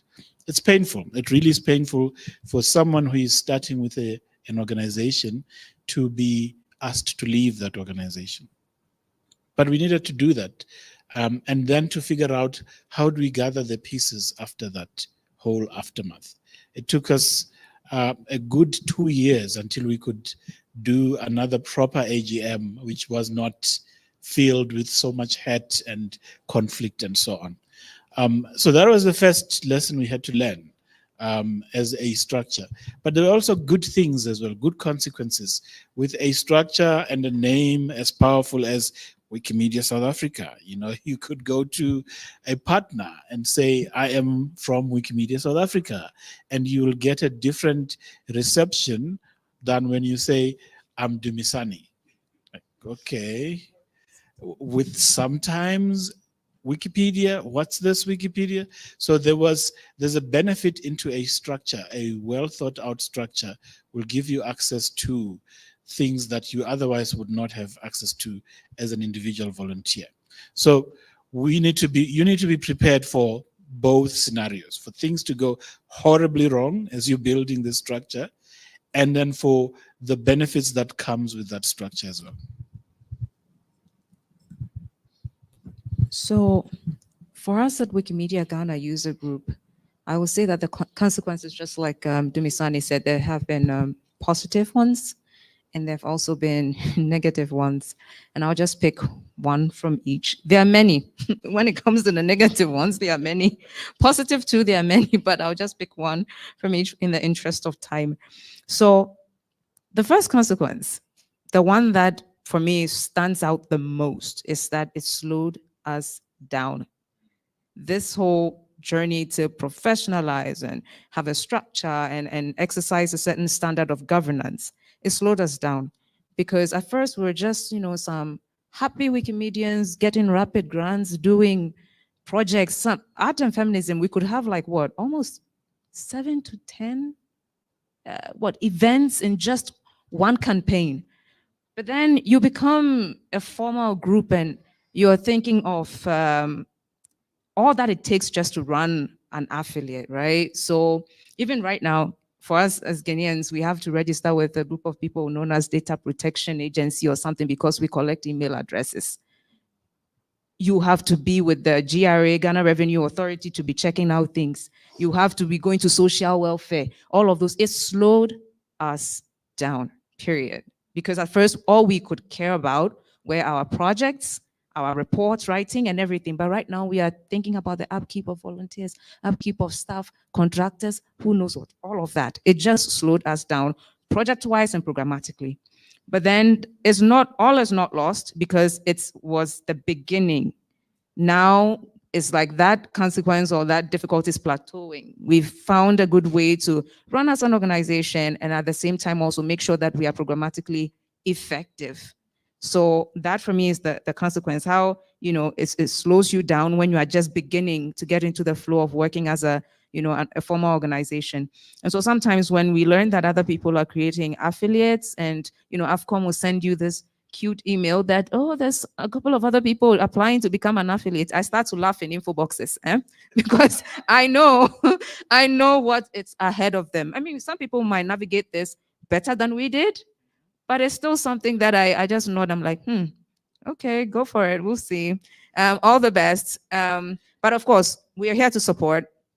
If people have questions and they can trust us enough to ask us, we will let you know that, hey, this is a booby trap. This particular government agency, this is how they're going to treat you, so prepare for that. We are able to help others navigate that if only they want the help. But it's always interesting to know that people would want to back away from the freedom of just having projects into becoming an organization. And then the benefit there, I think once you become an organization, one of the things you're thinking about is now, as co-founders, your personalities are no longer just hijacking the organization. Right now, we're thinking about governance. There's a board that is both recognized by the foundation and AFCOM, the committees, and then also by your government. There are rules, right? You can't do what you like. So it also gives you ideas into continuity, right? Suppose you go away, if the co-founder is female and they want to invest in the family, you go away to have your kids. Who is there? If males, I mean, we bring ourselves into this movement. That's why I want to give that practical example. Not that all women have to go away to have babies. I'm just saying something that we can relate to. So yes, men can also do the same thing. But because I am a female co-founder, I'm looking at it. I always wonder, so when I'm away just, chasing, hey, come here, don't do this. Do I have time to also come and do work over there? So yes, becoming a parent, I've always wondered, what's going to happen and so on. So, but when you move into this territory of having a formal organization, then continuity, you can just leave the work in a structured manner to other people. Do you want to go to school? When you go off to school, who takes care of this thing that you started as a volunteer? Governance, formalizing everything gives that continuity. And it's not even about you and your personal stuff. You should open the doors for people to also come and bring their ideas. You don't know everything, Other people know things also. So that environment just allows for the collaboration to have some clarity, right? For all sorts of people to come together and work, just because there's an organization, there are roles and responsibilities, fewer clashes, and so on and so forth. It's not a foolproof plan. You can have an organization and people will still clash and fight. But what I'm saying is the chances that when there are good structures, things can work seamlessly in your absence, whether you're there, whatever it is. Yes, that benefit also came. So for us, continuity, the fact that even now, quite a good number of us at Wikimedia Ghana are here. So who is out there running the office? We are at the conference, who is there? But when you have a structure, you can have staff, you can have other volunteers, people just helping out to get this thing done, because it's not work for just the people who thought about the idea, the very first few co-founders. It's not something you can do alone. So that's the benefit we've gotten. Help, continuity, proper governance structures that 2-3 people who started this thing cannot do by themselves. Okay, consequences. So for me, I was really inspired by my involvement with the Mozilla Open Leaders X program, which gave me an idea of how to manage online communities. So when I started, largely we're having all our programs online. I never had the opportunity to meet any of the people that I was working with. It was just online meetings. And I remember our first rapid program in 2019 was a contest.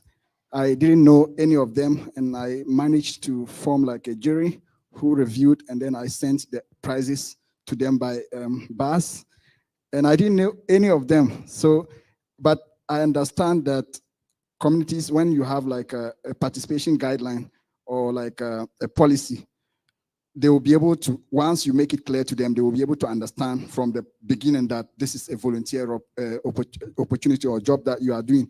So I adapted the Mozilla Open Leaders X community participation guidelines, and I made sure every online event, it was shared and read to them for them to understand what they are getting into.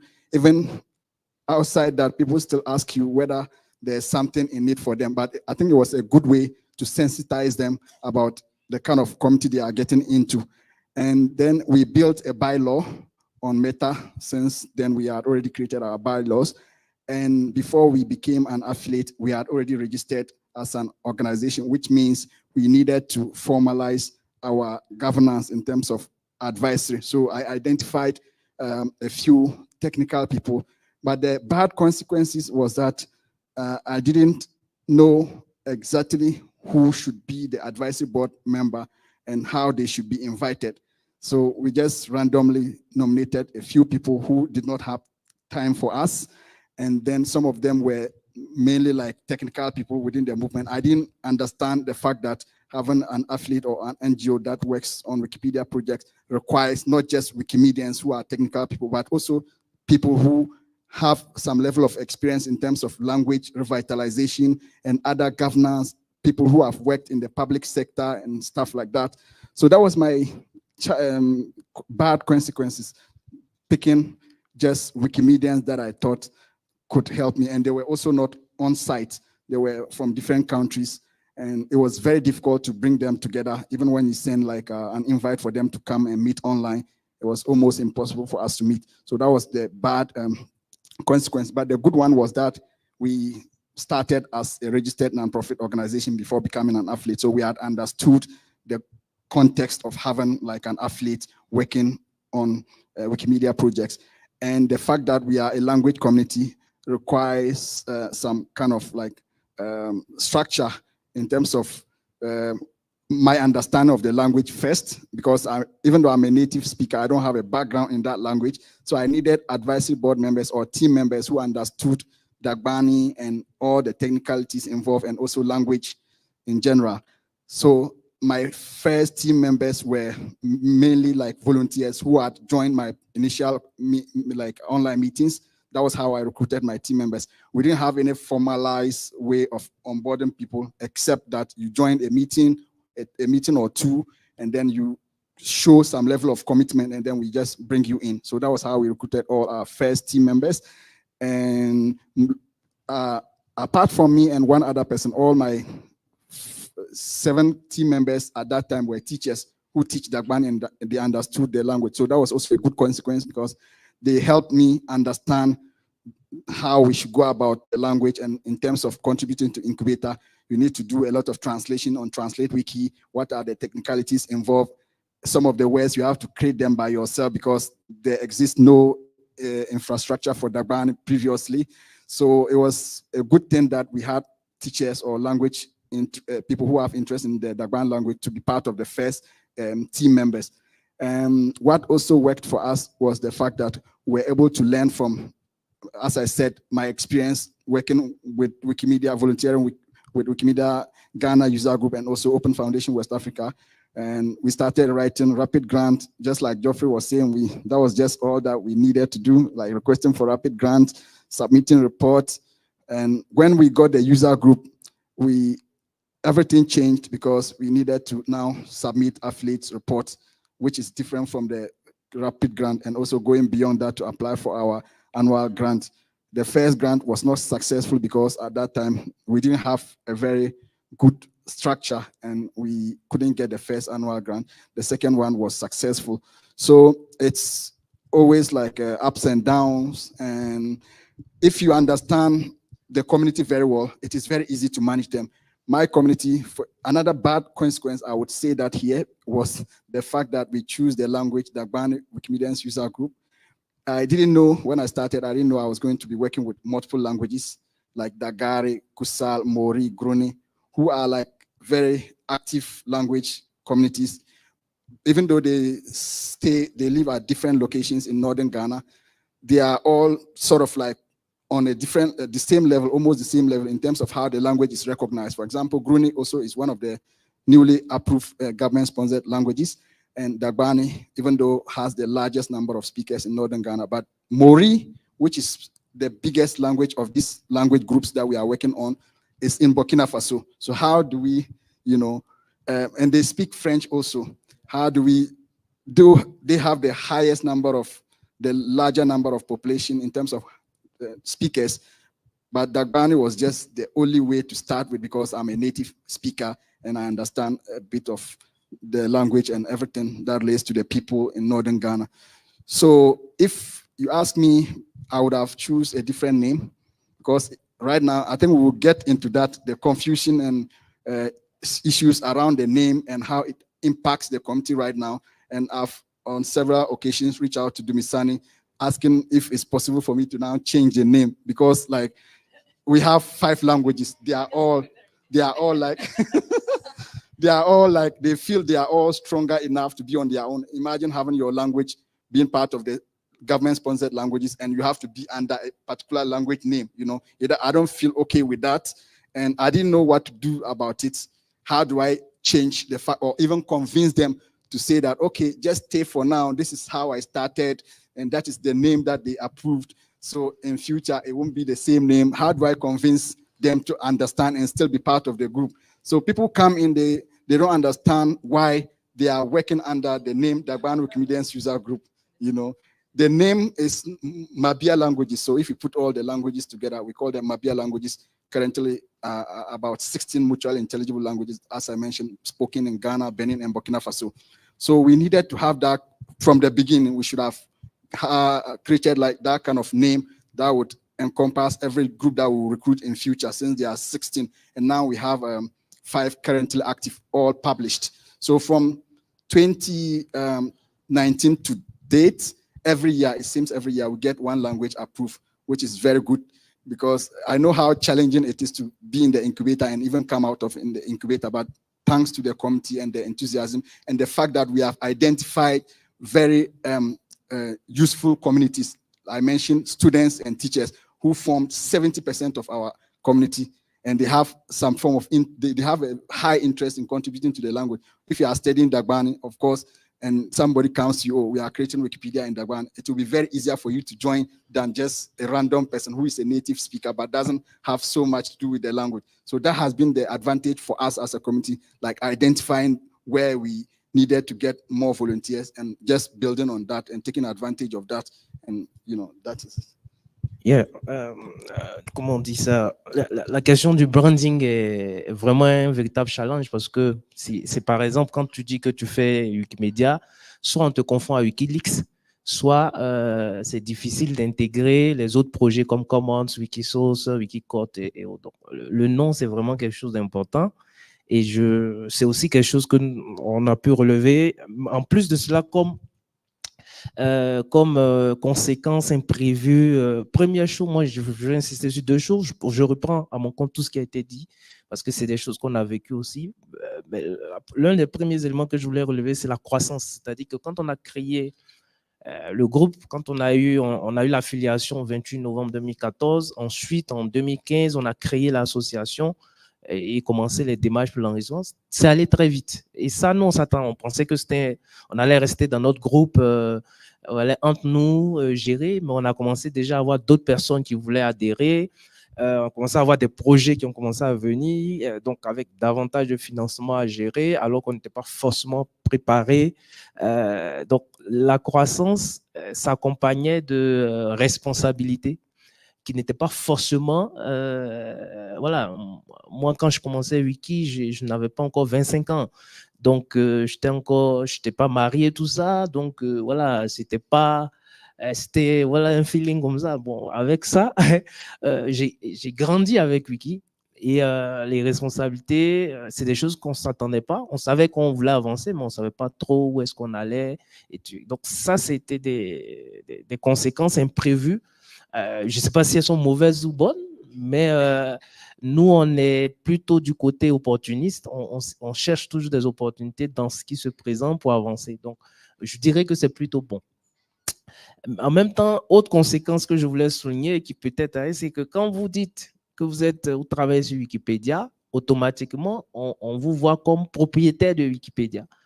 Donc, on vous demande, quelqu'un veut changer un nom, un truc, une erreur sur sa page, il vous appelle, je veux changer. Moi, par exemple, j'ai très souvent des services de communication de gouvernement, de ministres, d'hommes politiques qui m'appellent pour dire, ah, mais il y a une erreur sur mon nom, là, je veux changer. Il y a ça, là, cette phrase qu'ils ont mis, je veux changer. Mais comment vous devez changer? Mais je dis, c'est pas moi. Moi, je suis pas propriétaire, je suis pas le rédacteur en chef de Wikipédia.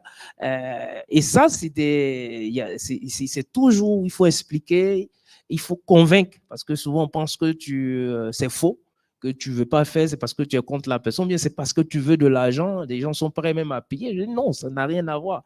C'est des communs numériques, c'est commons. Ça, ils ne comprennent pas. Et donc, ça, c'est quelque chose avec lequel il faut dealer. Et je pense que moi, par exemple, c'est quelque chose que j'appréhende en 2025, puisque nous, on a des élections présidentielles en 2025. Et je pense et je sens que ça va être très intense parce que c'est une élection stratégique. Et ensuite, aujourd'hui, tous les camps politiques sont plus ou moins habitués au numérique, sont prêts pour le numérique. Donc, ça fait partie de la stratégie. Donc, forcément, Wikipédia sera au cœur. Et nous, en tant que, je vais dire, Wikimédiens de Côte d'Ivoire, existant depuis 2010, je sens que c'est vers nous que ça va venir. C'est d'ailleurs pourquoi on a participé à l'atelier sur lutter contre la désinformation sur le projet Wiki, parce que je sens que ce sera quelque chose qui va arriver. Donc ça, c'est les conséquences qui relèvent de la représentativité qu'on a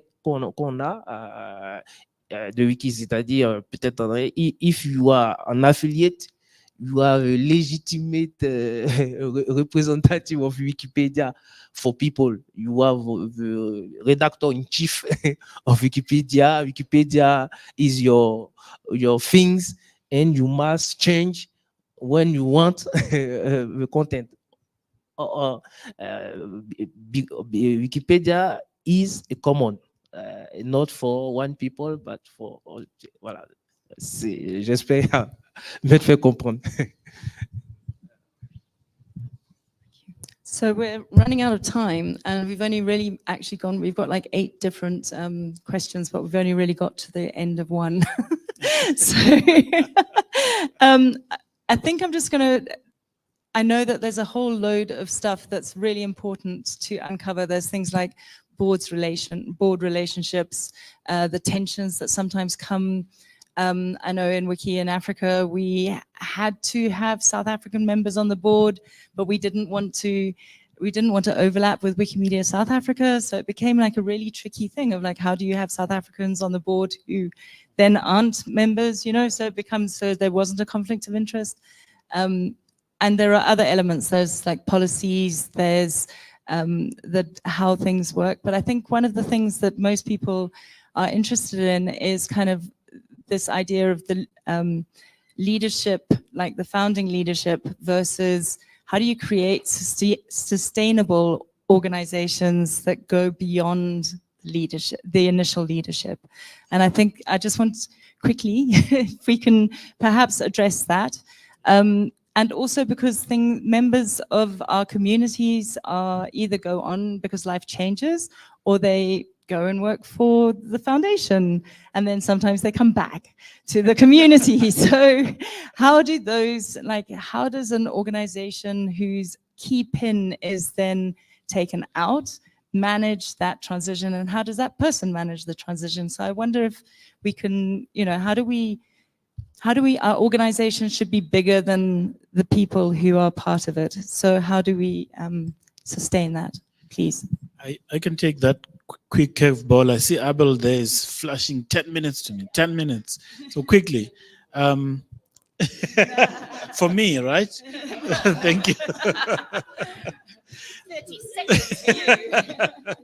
So it's a tricky situation that you're talking about. How do you create structures that will outlive you, and how do you identify your personal agenda when you transition into being a Wikimedia Foundation staff?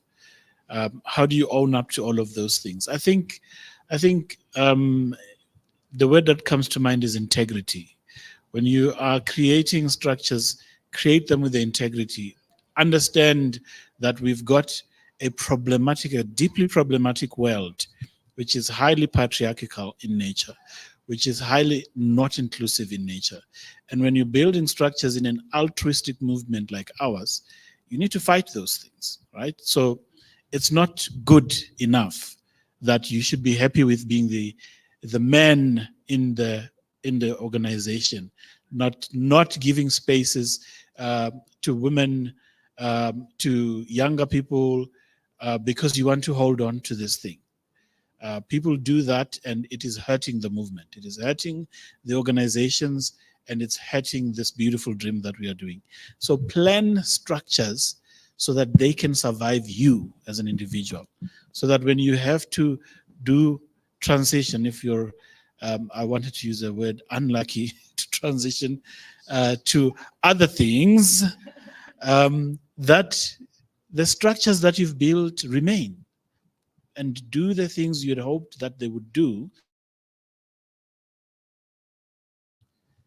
Please know the power that you bring into conversations. Allow for a democratic process to happen. Be the champion for women in your organization, in your structure. That doesn't mean talking for them or on their behalf. It means allowing and creating spaces for them to talk for themselves, to do the things that they want to do. Because we, as African men, have to agree that we have a problem, right? We do have a problem. We always want to be in the front. We always want to lead conversations. And that's not what this movement should stand for. So create spaces, allow people to authentically come in and take up that leadership. Yeah, I think for me, it's really capacity building and leadership development because, yeah, if you are the leader initially and you don't mentor someone to, take on after you and like I think Ella has mentioned, life happens, people get busy. Yeah, we are volunteers and someone say, yeah, I've done this for, 3-5 years. I need to take a rest. It's okay. But is there someone, who you have, prepared to take on that leadership role after you? And I think if you don't do that, if you don't, create a user group or an organization that is open and inclusive and is transparent, it has transparency, it will cause issues. People will start breaking off and creating their own user groups. So you find like in the same country, there is like 5 user groups and wondering why. It's because there was one that wasn't, inclusive and open. People felt like, I'm here, I don't have a voice within the community. So I think we need to create like that kind of inclusive environment where every voice matters. And it's just like Dumi has said, a democratic process. If someone is on the board, everyone has to know, how did they get to the board? Do I have a chance to change the board if the board is not performing what I expected them to do? So if people don't have that, that power, then it's not like inclusive. So for me, it's leadership development. And I think, when like opportunities like Wikindaba allow people who are new, who have never been there from you as a group to come and attend. And I'm glad to say we have like, 9 people from Uganda who are participating in Wikindaba. 5 of them are, it's their first Wikindaba. This opens your eyes and you're like, this is how, when someone, listens to such a panel discussion, then they bring these ideas and they know, okay, we have a voice, this is our user group, So for me, it is leadership development and capacity building. Make sure you are grooming the next leader to take on after you for continuity. We are running out of time. So I completely agree with you both. And as they say, diversity is being invited to the party, but inclusion is being allowed to dance. So I think we should create that kind of governance structure and also capacity building initiative that would help us transition smoothly, especially when you are leaving, so that others can come on. For us, when we start a new language committee, we don't allow them to be on their own or feel left out, because most of them are completely new, and when they reach out to you, they don't even have a Wikipedia account. So we have what we call co-leads. We create an experienced editor paired with like the first person who come in contact with us, so they work collectively, and that has been the way we structure our communities until they become very comfortable. And right now, as I said, we now allow them to dance on their own because they've gotten this kind of training from the other co-leads over the years. Yeah. Ok, donc moi, si pour sur ça, comment est-ce qu'on assure la transition, la durabilité? Bon, après, c'est vrai que moi, je suis un président de longue date, mais ce que je veux dire, c'est que c'est le 5e bureau. Hein. Nous, on a des élections tous les 2 ans et tous les postes sont électifs dans notre bureau. Moi, c'est le 5e bureau, mais c'est pas les mêmes personnes. Il y a quand même un turnover, les gens vont et viennent, seulement que bon, c'est moi qui suis resté depuis le début. Mais en fait, ce que je veux dire, c'est que je repense que Doumi et puis Jeffrey ont dit, il faut que le leadership soit participatif, démocratique, en impliquant les autres parties prenantes. Chez nous, il y a le bureau, il y a le staff, il y a les volontaires, il y a les porteurs de projets. Donc, il y a plusieurs parties prenantes qui, par exemple, à la Wikimania, c'est pas moi qui suis parti, c'est le vice-président qui est parti à Wikimania en Pologne. À Kigali, par exemple, Wikindaba, moi, j'y étais pas. C'est un porteur de projet Aristide. Voilà. Donc, ça, on implique les autres, on associe, par exemple, tout ne se concentre pas au sein du bureau. Nous, on a 10 clubs dans tout le pays, dans d'autres villes du pays, parce qu'on estime qu'il faut pouvoir responsabiliser, donner la possibilité aux uns aux autres de faire. Donc, à côté du leadership qui est participatif, il y a l'implication, la responsabilisation, l'intégration de nouvelles personnes. Et puis, le dernier élément, c'est, je pense que Jeffrey l'a dit, capacity building, développement de compétences. Nous, on organise beaucoup de formations, régulièrement des formations. En tout cas, on a plein de programmes pour pouvoir aider parce que il ne s'agit pas simplement à Wiki. Ce qu'on a compris, c'est qu'à Wikimedia, ce n'est pas seulement les compétences techniques, ce que nous on appelle les Wiki skills. Ce n'est pas les compétences uniquement de Wiki, mais il y a du management, il y a de la gestion de projet. Et ça, en général, pour des publics qui sont jeunes, parce que la plupart de nos membres, c'est des jeunes, c'est 25-35 ans, il n'y a pas beaucoup de plus de 35 ans. Ils n'ont pas ces compétences de management, de gestion et autres. Donc, il y a beaucoup de formations. Et puis, bon, par exemple, pour nous, spécifiquement en anglais, il y a la barrière de la langue. Nous, par exemple, on a lancé un programme de développement de l'anglais, de coaching en anglais, des trucs. Donc, cette année, chaque année, on a au moins 6 personnes qui participent à ça. Et pour pouvoir leur permettre de monter en compétences, parce que à tout moment, il peut y avoir des vides, on peut avoir un turnover, il faut qu'on puisse réagir sur ce truc. Donc, leadership participatif, responsabilisation des membres, et puis développement des compétences de façon continue pour que dès qu'il y a un vide, il y ait de la relève. I would say that finding someone who is a Wikipedian and at the same time can also be like organize and run an organization, right? Let me say run an organization at the professional level is not always an easy thing. Sometimes someone is like technical, they're good Wikipedians, they edit, they know all about the templates and the policies and the guidelines, but then when you throw them into the arena of managing an organization and working towards continuity and professionalizing, they struggle. You also have people who are very good as professionals in managing a nonprofit or a formal group, but they also don't like to edit. So sometimes you're wondering, what kind of leader will you be if you're not connected to the movement, but you are more interested in the organizing an organization bit of things? So finding someone who fits these two things is hard. As a co-founder, as a founder, if you've not been able to do that, I would just say, please be patient with yourself because it doesn't always happen easily. Right now, we're trying to share here how to foster continuity, how to succeed, but then we need to also throw light on how difficult it is to find your equal, somebody who thinks like you, or even if you are rather partnering the person who first invited you to create a group, how both of you can just work together. If you understand that it is a difficult journey, if you understand that it might not even end the way you expected it, you give yourself peace of mind. So please know that that bit is not easy. And then also once you become a formal group, also understand that you can't please everyone. Sometimes the structures will come. The transparency that Geoffrey mentioned will come, but people will still not be happy. And then when you're expecting that all those things are supposed to solve your problem, you set yourself up for disappointment. Sometimes it just doesn't happen. But what I will say is that add seeing the bigger picture to the integrity that Dumisani is talking about. We just need to be people who have integrity. Why are you here? How are you using the resources? Why have you hijacked power? Is it because, what do you have to, like, what exactly is your problem? You understand? Why can't you let others do this with you? You need to sit with yourself and answer that question for yourself. I, Sandista, cannot help you with that. You just need to figure out this whole integrity bit for yourself. But then in terms of the bigger picture, let me just say that one thing I've learned, you can't do this alone. This Wikipedia thing is very big. It's bigger than you, probably bigger than your city, bigger than your country, and bigger than your continent because it goes far.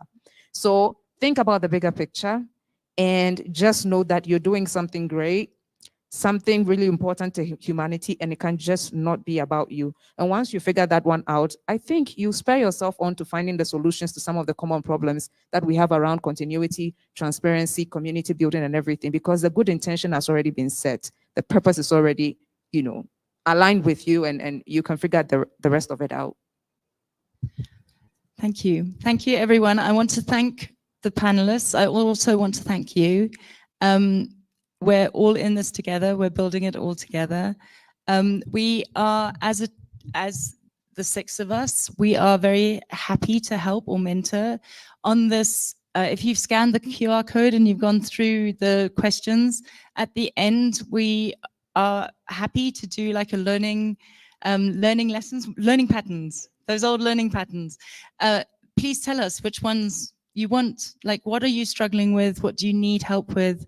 We don't want to just tell you our experiences and leave you hanging. We're happy to also help with whatever. Don't rush into it. Really think through planning an organization, and keep looking back as well, and keep thinking through and keep questioning as you're going. It's never finished. It's never completely done. You're like always innovating the way through. Thank you, everyone. Thanks for being so patient, Abel. Thank you. Thank you so much. Merci beaucoup. Merci. Merci beaucoup. À suivre.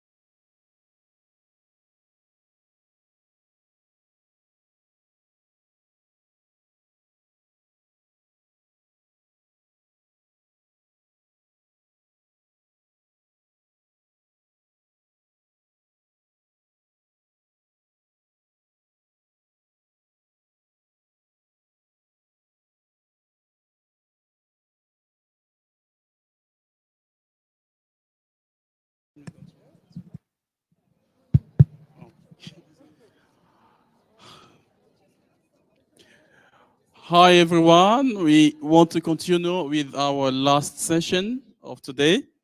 So the session is with Pelagia. Yeah, welcome. Women support in Wikimedia movement. So this is the next session. You have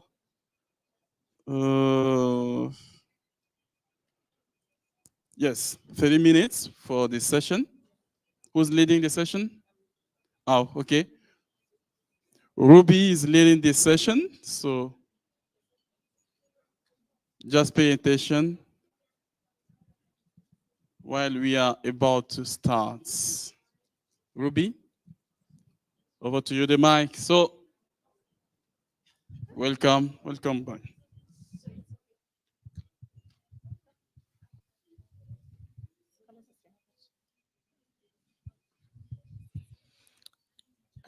Let me just pick another chair.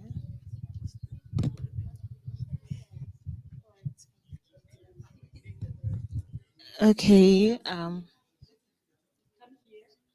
Why? Okay. Thank you all for your time and being with us here. We're talking about a very unique subject here. And as you all know, we all have different experiences as individuals in the movement with different genders. And so we go through very unique challenges, which also requires unique support. We don't know yet what all of these look like, but then again, we have women here who have either gone through some of these challenges or either have experienced how support in the movement look like and can make some kind of recommendations that for us to implement a lot of these innovatively. So maybe everyone can introduce themselves briefly, where your name and which community you are part of, and then we can get the conversation going. And if you have questions, you can also put them down and we will ask the panelists. Yeah, thank you. We can start from here. Okay. Hi, everyone. I'm Dominique Eliane, and I'm from Côte d'Ivoire, chief of Wiki Muso project. Wiki Muso, that means Wiki woman in one of the languages of my country. So we decided to take this name so that we spotlight local language. So the project is Wiki Woman, Wiki Muso. Yes. And what else? I'll pass it on to the next person. Hi, everyone. Sandra Acheng is my name, and I'm from Wikimedia Community User Group in Uganda.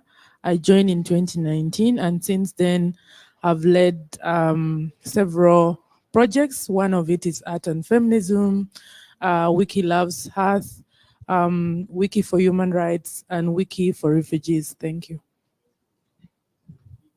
Yeah, hi everyone. I'm Pelagia from Tanzania. I'm a member of Africa Wiki Women. Hello, everyone. This is Dunya Domyoti from Egypt. I'm board member of Egypt Wikimedia User Group. I joined the Wikimedia movement since 2019. Currently, I'm also facilitator of in Wiki in Africa. I organized many events related to women, such as Wikigab, and another project which just held in the Arabic community called Wiki Females. I may talk about it more later. Just all briefly. Hello, I'm Jael. I'm ED of Open Foundation West Africa, based in Ghana. So I joined the movement just about 2 years ago when I joined the organization, and I lead strategic direction for the organization. Okay, thank you. So just in case you don't know me, I'm Ruby from Ghana and also the co-founder for Africa Wiki Women. So my first question goes to Donia. Donia, what are some of the unique challenges that women experience from your community that or hinders women's participation in the community? Okay, when we talk about challenges, it's like, yeah. Is that okay? Okay. When you talk about the challenges, so it's like an endless point.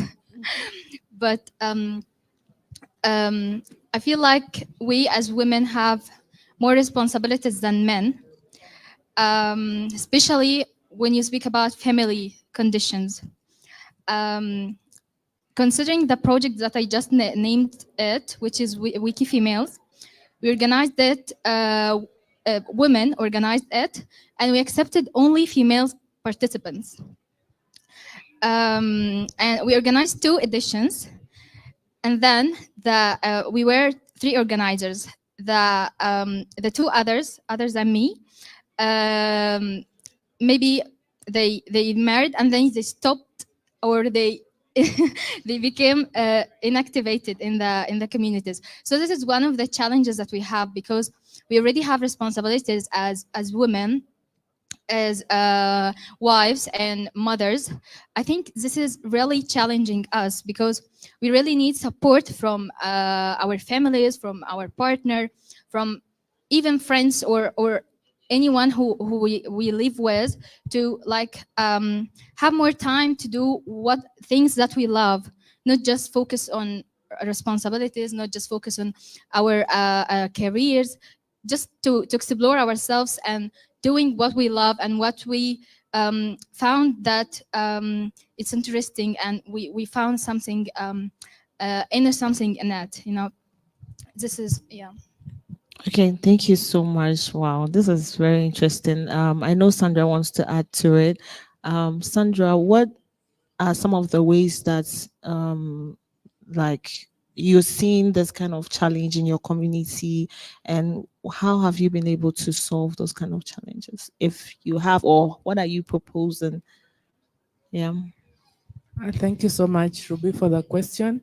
I think, like she said, there are very many challenges that women face in the Wikimedia ecosystem. And one of the challenges that really stands out for me, I think, is the aspect of notability. And you find that there are very amazing women who are doing amazing stuff in the community, but there's no coverage about them in the mainstream media. So then that means that one cannot maybe write about a biography or anything about that woman or that non-binary person. So that is one of the challenges. And how we have been trying to see how to solve that is being able to have partnership with the media, being intentional about documenting work or activities that we do, not just women or gender gap related activities, because we're also very intentional in being seeing that if we are organizing Wiki Loves Earth, how many women are participating or contributing in contributing photos, images, videos. So we have been very intentional about that in trying to work with the media to ensure that there's more coverage about women.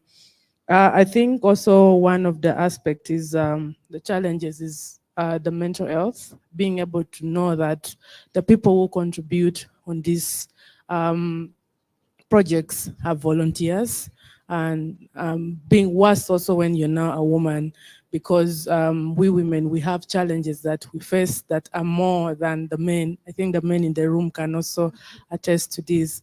So also what we have been trying to do is, being our first time to organize Heart and Feminism, is to also integrate the physical security that also involves being able to have a mentor session whereby women can just come together and bond and talk about the challenges, but also how best they can just relax, light a candle and bond and talk about their issues. So that's what we are been doing to solve that. I'll stop there. As I said, there are many challenges and also many solutions that we have been able to do as Wikimedia Community User Group Uganda. Thank you. Thank you. Can you pass the mic? Again, I know that you are very familiar with the French community. How does that look like on the other side? And what, I know the French community has like a hub now. I don't know, maybe you can talk about that. But how has women's support, how have they envisioned or integrated women's support in your ecosystem? And how is that unfolding? Yeah. Okay, thank you very much.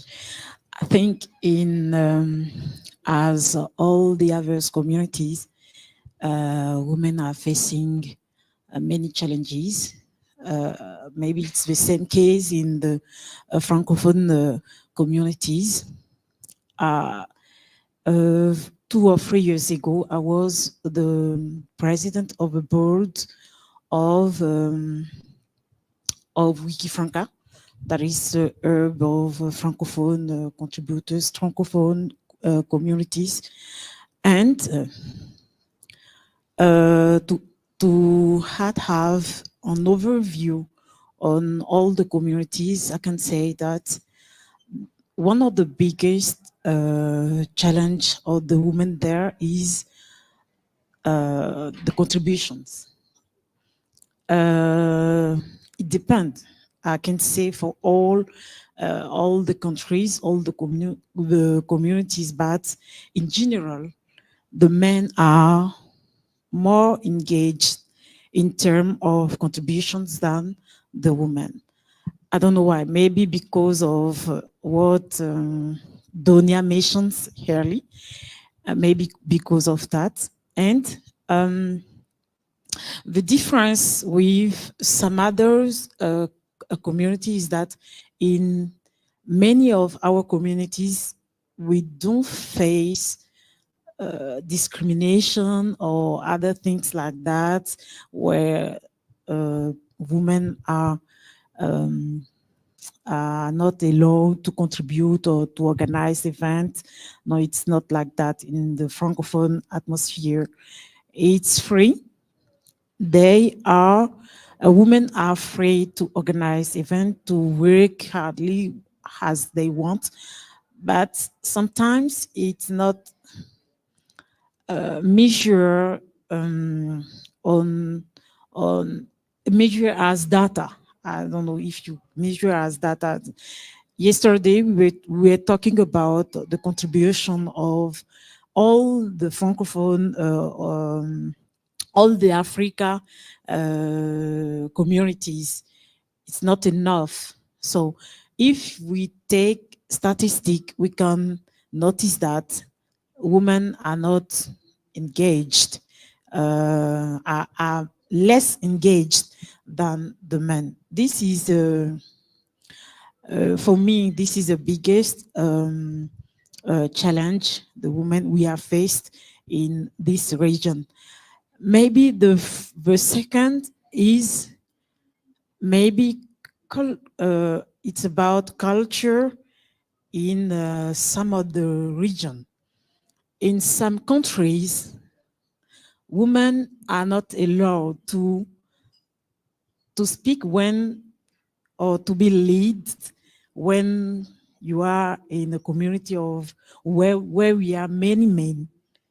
Can you understand? So maybe this is an aspect that affects some women when they have to take decision, when they have to go ahead on a big project or I don't know, doing something great for the community. But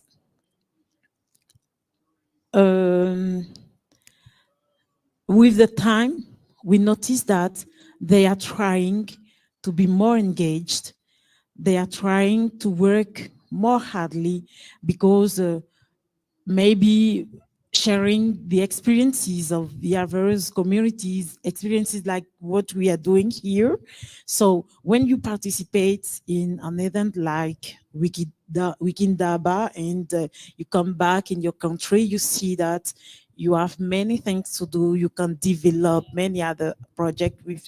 So this kind of meeting or this kind of event could maybe help to develop another mind in the woman.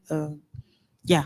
So Yeah, this is I think that is very true because for most of the time, before you get a scholarship, you have to be doing so many things. Like you have to be like break your bones, and we also need to be cognizant of the fact that we also need to give opportunity to people who are also new. Like one of our members said, she was given the opportunity and she felt motivated to go and do something back home. So I think leading on to the recommendation, we want to talk about recommendations. What are some of the recommendations?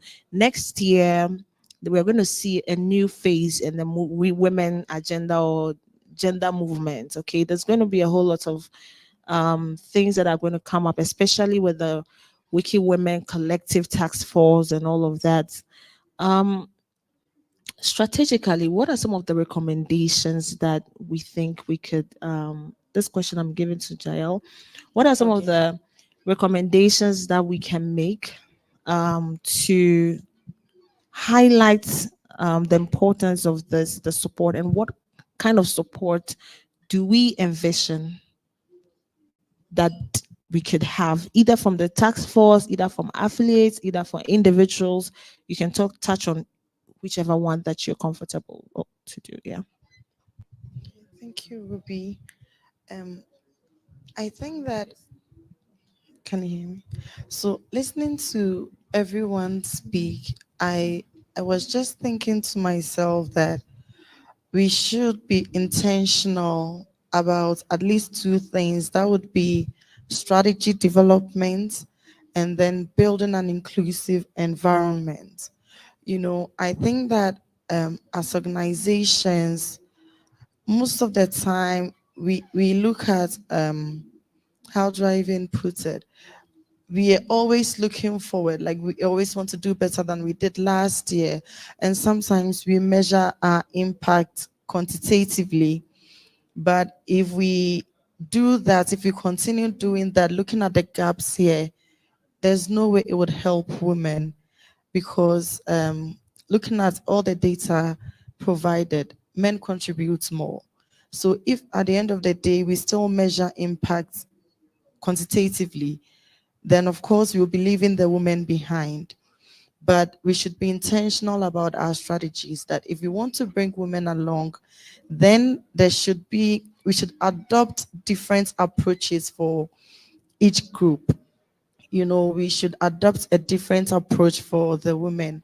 What I also realized that in our communities, just as Donia said, there could be active young women. Once they get married, start giving birth and all of that, and things change. They cannot contribute more. But here is the case that Ruby is even talking about this. In order to even get a scholarship or something, you must have a high number of edits and all of that. But how about supporting women in other ways? I see that for most organizations, when it comes to the event planning and all of that, women lead this charge. So how about measuring people's contributions through these things also, and not just edits? I think that when we do all of these things, we create an environment where women feel welcome, and they feel that I do not always have to sit behind my computer to edit before I'm counted as a Wikipedian. But through all of these other efforts, my work would be appreciated, and I will still feel important in the movement. Because if we do not do that and we only rely on edits, it may not help, because there are some people that will at this moment can edit. Myself, I honestly do not even get time to edit now. There's so much on you. There's so much on you. You are doing these things as a staff of an organization, and you still have to create time to edit, right? And as a woman, just as they mentioned, there are other responsibilities out there. So I think that we should take a critical look at women's contributions in the movement, and not just measure their contributions by edits. So let's look at ways that we can support women better, and we should be intentional about it. Looking at what we've all discussed, I think that it is unjust to women to just measure our contributions by edits. Wow, it is unjust to women. I really love this powerful point. That brings me to Peggy. I think we're taking a lot of notes, and I think there's a community in Asia. I don't know, Bukula was facilitating a session that someone they used to give some tags for doing something because we cannot measure it on the dashboard. It's not an edit, but it supports, it pushes the work that we're doing. So I think we need to learn from what other people are also doing. Peggy, what are some of the recommendations? Any other new recommendation, or for the task force, for individuals, for like, what are the various level of support that we can recommend? Thank you, Ruby. For me, as what Yaeli said, we need to provide a friendly environment for women. As I can give an example, I was doing the training for the QX. Then I invited women from Tanzania. Then I started to install the training and all that. Then one her girl said, like, Peggy, what are you doing? This is very difficult for me. So we need first to understand, this editing. For instance, you might find you are providing a training, then they are not interested. So you need to understand what they love, what they need to learn. Since they're not, maybe you can have a training, then you find them they're not interested to be trained on how to edit on Wikipedia. So you can find another way, let's say Wikidata or something else, so that you can give them a space to edit. Also, give them a soft skills. I will say maybe mentorship, or things like that. That's interesting. Soft skills, mentorship are very important.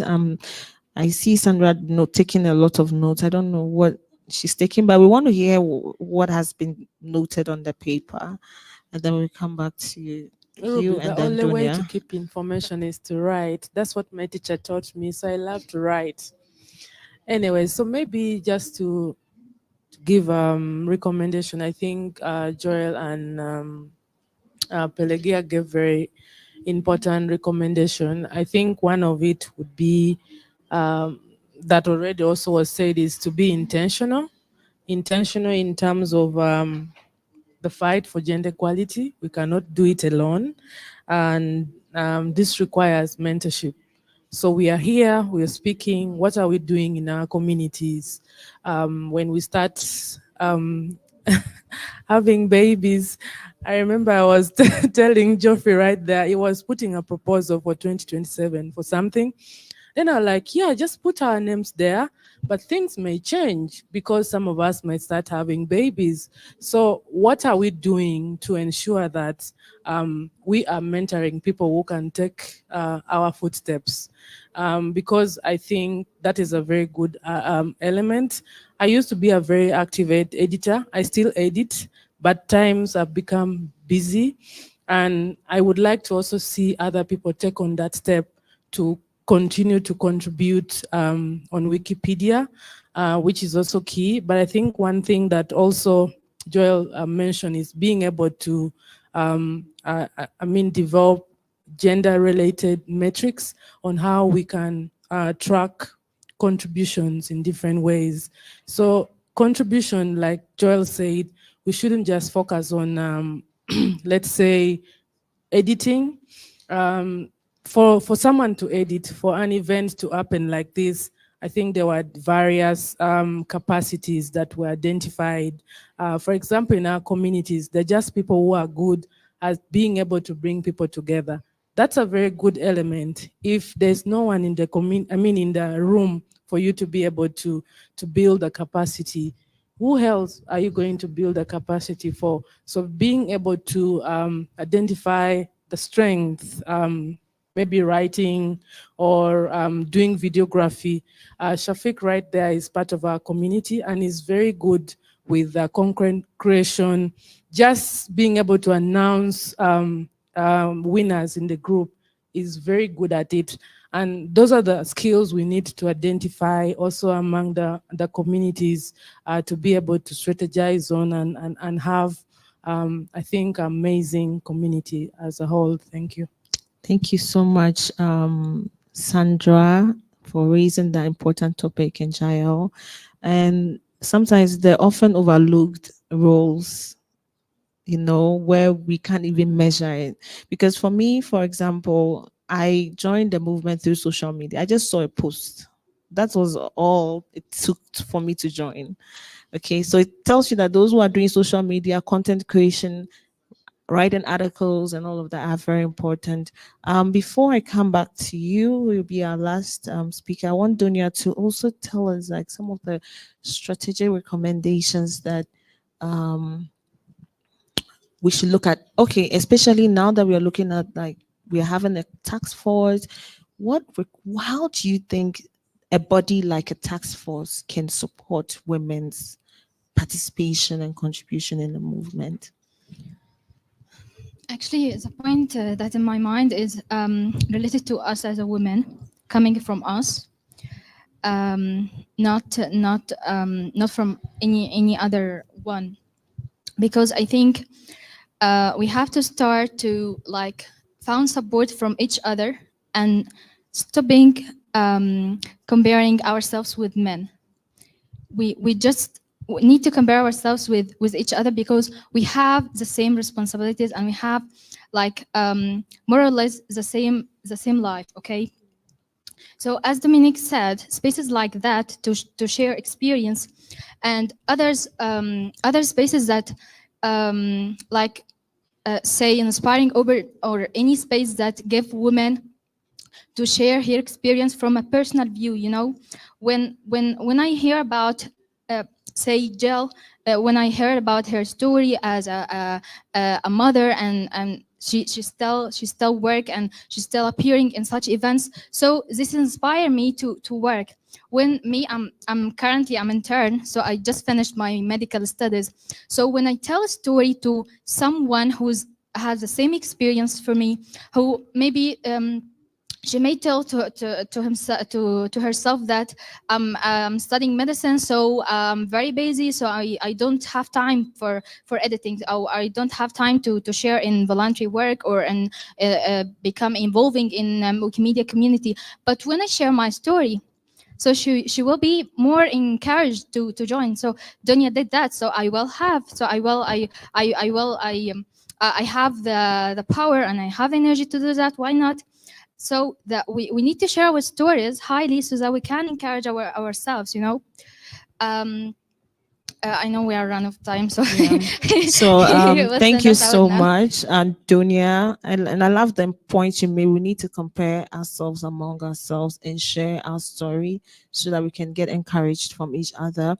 Yeah, and the last one, of course, and what kind of a recommendation would you give in terms Okay. of like the tax force Okay, or the anybody? first recommendation is for women is I want to ask to all the communities to do their best to help the woman having the capacity built. Firstly, the second is, as Donia was telling, we don't have to compare ourselves to the man because we have our responsibility. We just have to contribute, to work hardly, and to show to everyone that we are capable, we can do, we can think and realize what we thought in our mind. And the other recommendation I can add is about, for example, the tax force, yes, that is been creating.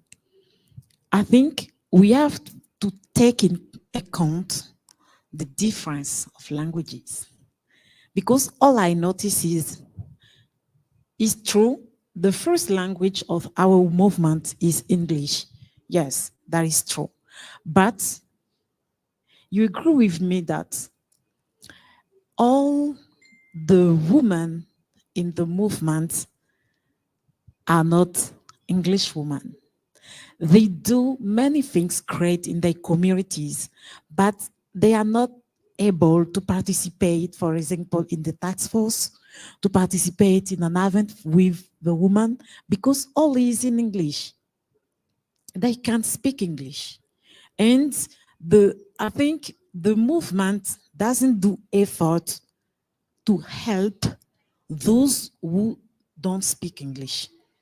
Sometimes, maybe for the different events like that, we have translation and other, but if, for example, we organize and even online or meeting with task force women.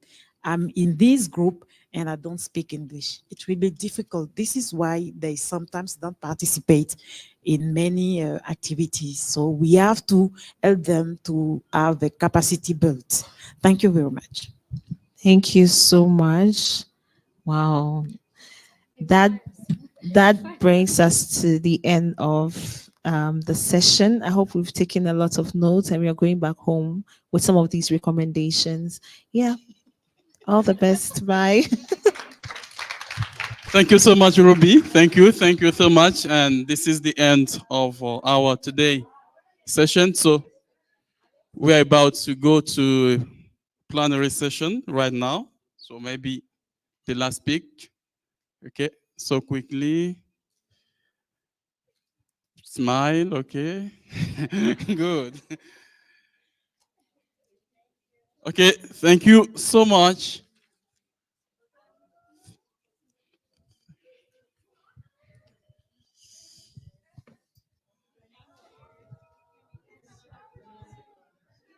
They're about to prepare the room. Okay. Thank you.